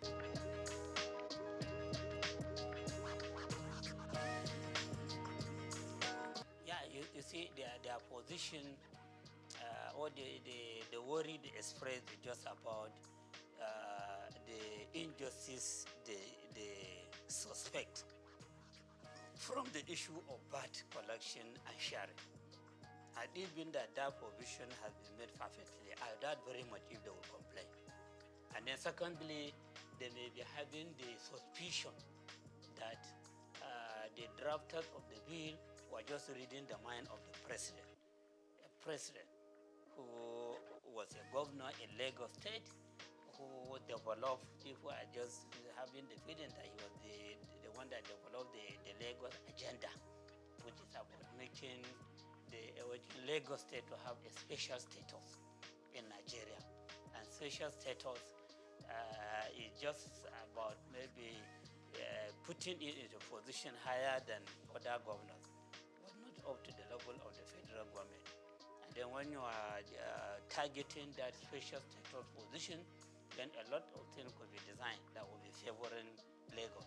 So those that are attaching the bill, one, they are doing that in view of the formula they discovered, which may not be, will not augur well for them on the VAT allocation. And then secondly, they may be having the feeling that this law was just designed to favor Lagos State in the course of its own effort to become a state that has special status. Okay? It says so that will make it to be seen as if it is a country of its own, even though it's not up to the level of country, but it is higher than all other states in the country. Probably this may be the reason why they are agitating. The one that you can see clearly is on this issue of VAT, and then they have other suspicion. So that is another worry that I have. The issue of trust. Trust, what some experts call trust deficit. Yes, will be promoted greatly by this bills if corrective measures are not taken. All these issues that I mentioned, I did that honestly as a Nigerian. By all standards, I should be accepted as a Nigerian. Even by virtue of my past, people should accept me as a Nigerian. I don't have any reason to be sentimental against any part of this country. I don't have any reason to be favorable to one region against another. I don't have any reason for that. But even by virtue of my birth and my own level of experience, okay, and of course by my age, somebody that is around 60. So that person should only be thinking about what you meet when you die, when you reach your goal. Okay, so I think to be fair to them, we can say that their worry is mainly about that issue, and then all other issues are suspicion.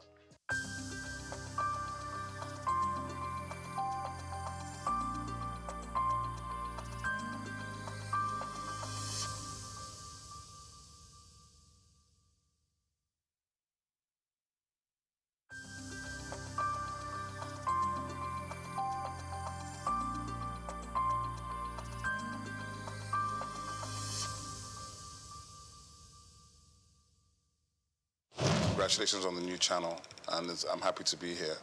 The Omniverse is imagined as a collaboration platform. So it's a platform that, as the name suggests, is bringing together ecosystems. So it's like an ecosystem of ecosystems, aggregating aggregators and community leaders who are able to bring together their communities together to a platform. So the summit in itself was, while it was a big event and a heavy lift for us and the team. And I have to thank our team of volunteers. We had a team of about 40 full-time core volunteers that delivered the Omniverse. So one of the key things about the Omniverse is that it's designed to go beyond an event and designed to be fully something that people can engage beyond the summit. So we will be launching our digital platform. We have about 70 community partners already, including a number of government institutions. So to answer the question, there's public-private partnership within the Omniverse. There's regulators, there's government departments and agencies, there's ministries. But more importantly, there's diverse sectors across the economy coming together with the understanding that tech is the biggest enabler for development across all sectors, and that if we can drive collaboration, we can scale. So that's the ethos of the Omniverse. Collaboration is the superpower that we're trying to bring to the fore. That operating in silos has not paid us, but if we come together, understand that technology affects every sector, then we think the Omniverse is here to stay. Nigerian companies, Nigerian associations, global associations, and when I say associations, it's from things like the Nigerian digital artists who have 3,000 members, right, in the NFT community, the Visual Artists of Nigeria, the Society of Nigerian Art, the AfriLabs, which is the biggest innovation hub network on the continent in 54 African countries, ISN Hubs, which is our core partner, which is the biggest innovation network in Nigeria, innovation support network, with something like 189 hubs in 30 states in Nigeria. And these are primarily private sector-driven platforms, from aggregators who are major promoters of major platforms such as Lola Shone from Ake Book Festival, Choma Ode from AFRIF.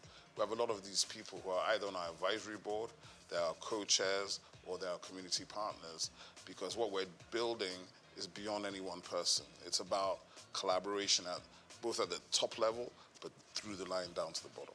The role of my council is, first of all, to be the primary sort of mandate is to infuse Nigerian arts and culture into everything the Nigerian government does, at state level, at federal level, and to input it into schools, education, and everywhere. So in that sense, to make arts and culture functional and front line everywhere.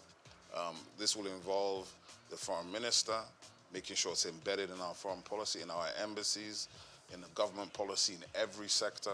So we're literally going to be reaching out to collaborate to all government at all levels, all other agencies, MDAs, ministries, federal government and state government institutions, to see how we can find common ground.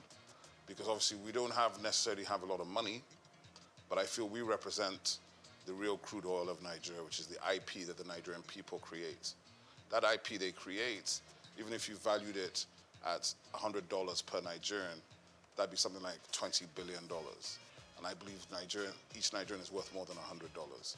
So my own estimation, it's limitless, right? So what we have to do is we have to rethink how we imagine ourselves, rethink our own possibilities, and therefore from there, take off by pushing that agenda. But it's not an agenda for me alone. It's actually an agenda for all of Nigeria. Because when we put it front and center, it means we're putting the Nigerians front and center. And we put the Nigerians front and center, I think we win. I think historically you will find that the federal government and the governments of Nigeria have not funded heavily these sectors. They funded the heavy industries, the military-industrial complex, heavy infrastructure. But the funny thing is, whilst Africans will say, oh, this is grammar, what are you people talking about in arts and culture? What you find is that the West, right, for 500 years has dominated the world. How have they dominated the world? Through narrative. Okay, but what do we complain about? Narrative. But we haven't invested in narrative. So if you don't invest in telling your own story and owning your own story, why are you complaining about how you're perceived? So I think it's counterintuitive, and it's about time And I'm very pleased and very happy that Nigeria now has a full ministry focused on this one specific issue. Because the truth of the matter is, we are older than time itself. We come before Christ. We come before the entire Western hegemony. We are actually the origins of everything, of innovation, of technology, of science, of education. But if we don't believe it ourselves and we don't express it, how can you expect anybody else to believe it? Well, I think the difference is that as a creative entrepreneur, there's really nothing to stop me, right? I can take all the risks. I don't have to worry about anything. I can decide, win or lose, we're doing this thing. But of course, as a public official, I have rules and regulations I have to go by. I have a boss. I report to people, and I have KPIs I have to deliver on. So there's a bit difference in that regard. There's a difference in bureaucracy, maybe a difference in response time, but there certainly will not be a difference in my personality. So I think it's really about how you perceive what these things are. For me, it's an elevation, obviously, and it's a privilege and a pleasure to serve at this level, to do something that I believe in, to do something which is that I believe in Nigeria. I believe in Nigerians. I know our ability. I think we are world class. I don't like all this, it's good for Nigeria. I hate that. So I think for me, that is what's important. And to have the opportunity to try to deliver on some of the things we've been trying to do from the private sector for the last 25, 30 years. So there's nothing new for me in that regard. But of course, the position is new. Being in the government is new. But with a lot of support from friends, family, professional colleagues, and other people in the industry, plus my co-DGs and the minister, hopefully we'll do well. We're under the Ministry of Art, Culture, and Creative Economy. And that's very, very powerful because it means Nigeria itself has taken a decision to own the agenda. Hopefully I have a good time, have a good tenure, and I don't make any enemies. And well, for me, if you leave a place and the people that worked with you have good things to say, if they feel better about their work and about themselves, and if the brand that you're now leading is now appreciated by the people for what it does and how it brings it to the table, then I've done my job. I think Afrobeats has already established the fact that we are originally Nigerian. Or some people say arrogantly Nigerian. And it was intentional. We built this thing, and it was intentional because we're not going to ever apologize for being Nigerian. We're not going to apologize for being black. We're not going to apologize for being African. And that's front of mind. Because, you know, when you do show business, you have to validate it. So we validated the show maybe at least 10 years ago. So now we're in the business phase. So when you see the exit of Maven Records with UMG, you see Iwaju coming, Comic Republic with Universal Studios, you begin to understand where we're building to. And when you think about where we're coming from, where there was no infrastructure, no funding, no support, and I think part of what we hope to do with government at this time is, because we come from the sector, we can collaborate with everybody in the sector. We don't have to talk at them, we talk with them, we build with them. And together, I think it's limitless. You know, Nigerians like to say the sky is your limit. I think it's limitless. There's no limit to the whole situation. I mean, one of the things I talk about all the time is what's the difference between Thor and Shango? Thor is approaching $50 billion in revenue. Shango's broke somewhere outside Lagos. And that's a lack of imagination on our part. That's a lack of us delving into the richest thing we have, which is our mythology. Our mythology is endless. If you look at the Marvel universe and the DC Comics universe, the Orisha are basically the same thing as the X-Men. But the Orisha, some people are still afraid of them, whereas the X-Men are north of $100 billion in revenue. So I think we have to understand and reimagine our mythology, our history, our stories, and how to bring them to the world in new formats. It's not just film. It could be live action, it could be gaming.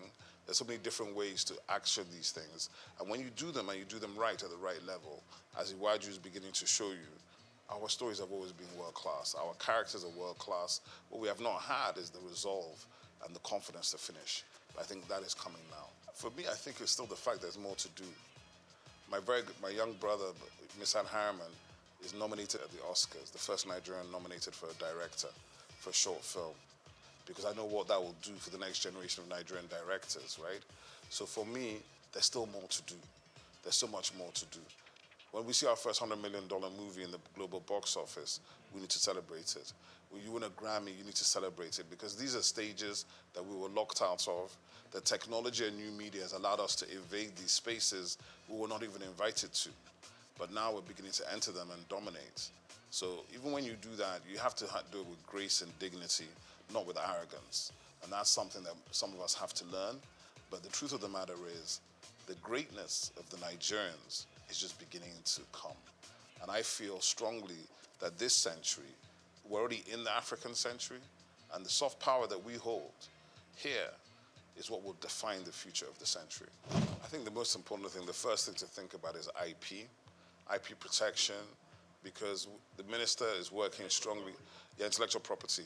The US, if you take the state of California, California is probably in the top 5 economies in the world, and 70% of the economy of California is driven by intellectual property, by 2 core industries: Silicon Valley, which is coming out of Stanford University, and Hollywood, which of course is the music and film industry.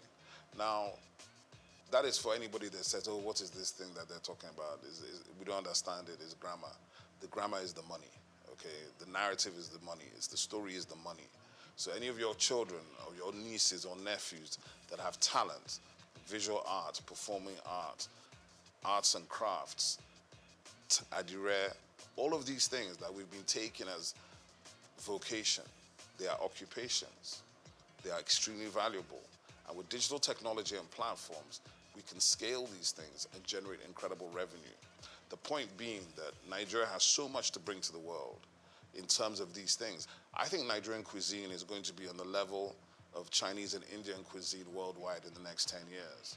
And if you understand that, then you understand that the Indian restaurants in the UK, as far back as 2009, were generating more money than the UK automobile, shipping, and metal, steel industries combined.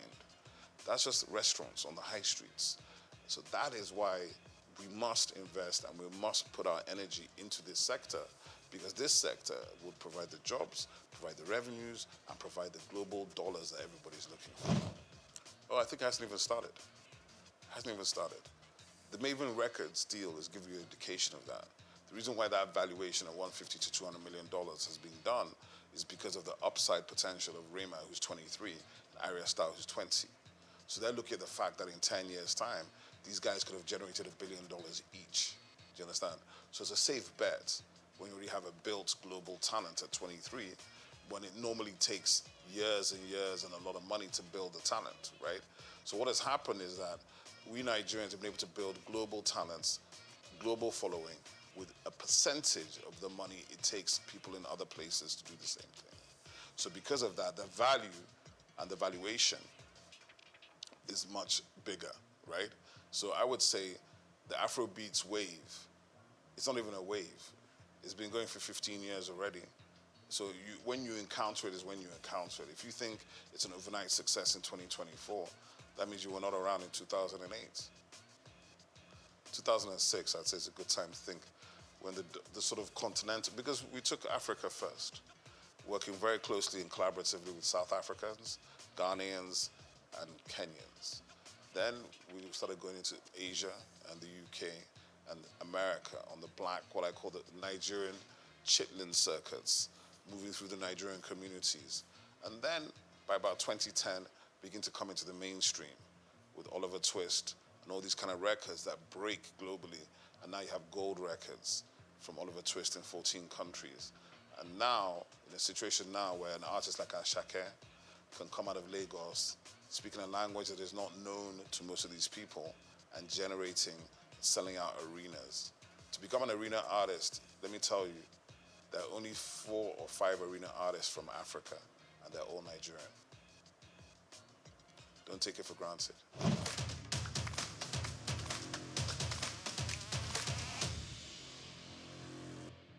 I think a lot of people feel that, but what I should tell the rest of the country is that the rest of the continent is also trying to get to Lagos as well, right? It's not just the rest of Nigeria. From Accra, from Luanda, from everywhere on this continent, they're trying to get into Lagos, because if they can break in Lagos, they can break anywhere else in the world. But what I would say is this, from the perspective of my agency, our purview is national and global. We have 10 regional offices. We'll be visiting all of them. And our duty is to spotlight and showcase everybody. So we can't deal with just Lagos. And I think as we go forward, people begin to see the activations and plans coming. But the easiest way to do it, and the way we're going to do our best to do it, is to provide digital platforms to give everybody the opportunity to be seen. Because in this world, we live in the attention economy. So to be seen And to be noticed is very hard if you're not in the place where all the noise is being made. But I know for a fact there's significant talent in all parts of Nigeria. I was watching last week, a gentleman called Ehi Benite was showing me all this content from Jos with these guys rapping, serious stuff. They're rapping in Hausa, they were doing ciphers. And then he was like, what do we do about these guys? I said, just keep pushing them because there's an audience for everything. There's an audience for everything. Don't be worried about that. There's an audience for every single thing, including the thing that you may be doing in your bedroom, but you think is not important. Somebody's interested in it. My label was a hip-hop label. I even refused to sign singers. There's almost every singer you could name was trying to get us to sign them. And I used to do it based on, can you rap? If you can't drop a freestyle, don't bother, right? It was that simple. And we helped all the other singers get signed to labels that we thought could help them and develop them in that direction. Hip-hop has changed, and obviously it's generational, right? So hip-hop has changed, and everybody approaches music from their own generation. Like, oh, I like this kind of hip-hop, or that kind of hip-hop.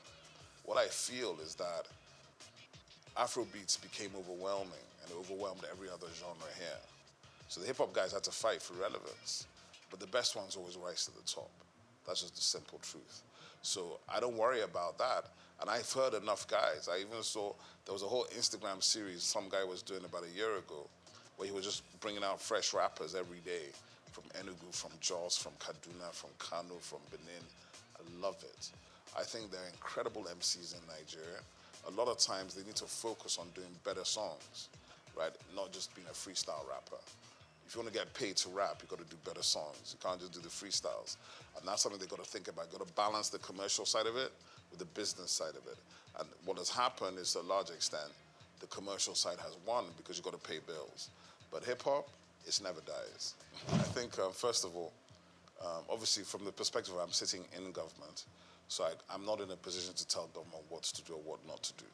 But what I can say is this, is that the agency, my agency will be the home for the music industry, for performing arts, visual arts, fashion, gaming, recreation, festivals, culinary arts, film and television. We're kind of a convening agency for the ministry. So we have a lot of work to do, a lot of places to touch, but we're also going to collaborate with all the other MDAs in the ministry and heavily with the private sector and the developmental sector. Because to answer the question, I've worked in all these spaces for, it's not quite 40 years, but it's a long time. I've worked in all these spaces for a long time. In a situation we have positive relationships to bring to the table to change the approach and to change the destination of where we hope to go. What I will say as well is that the reality of it is we're just beginning the journey. And there are no magic wands. I'm not going to wave a wand and everything's going to be fixed overnight, and neither is anybody else.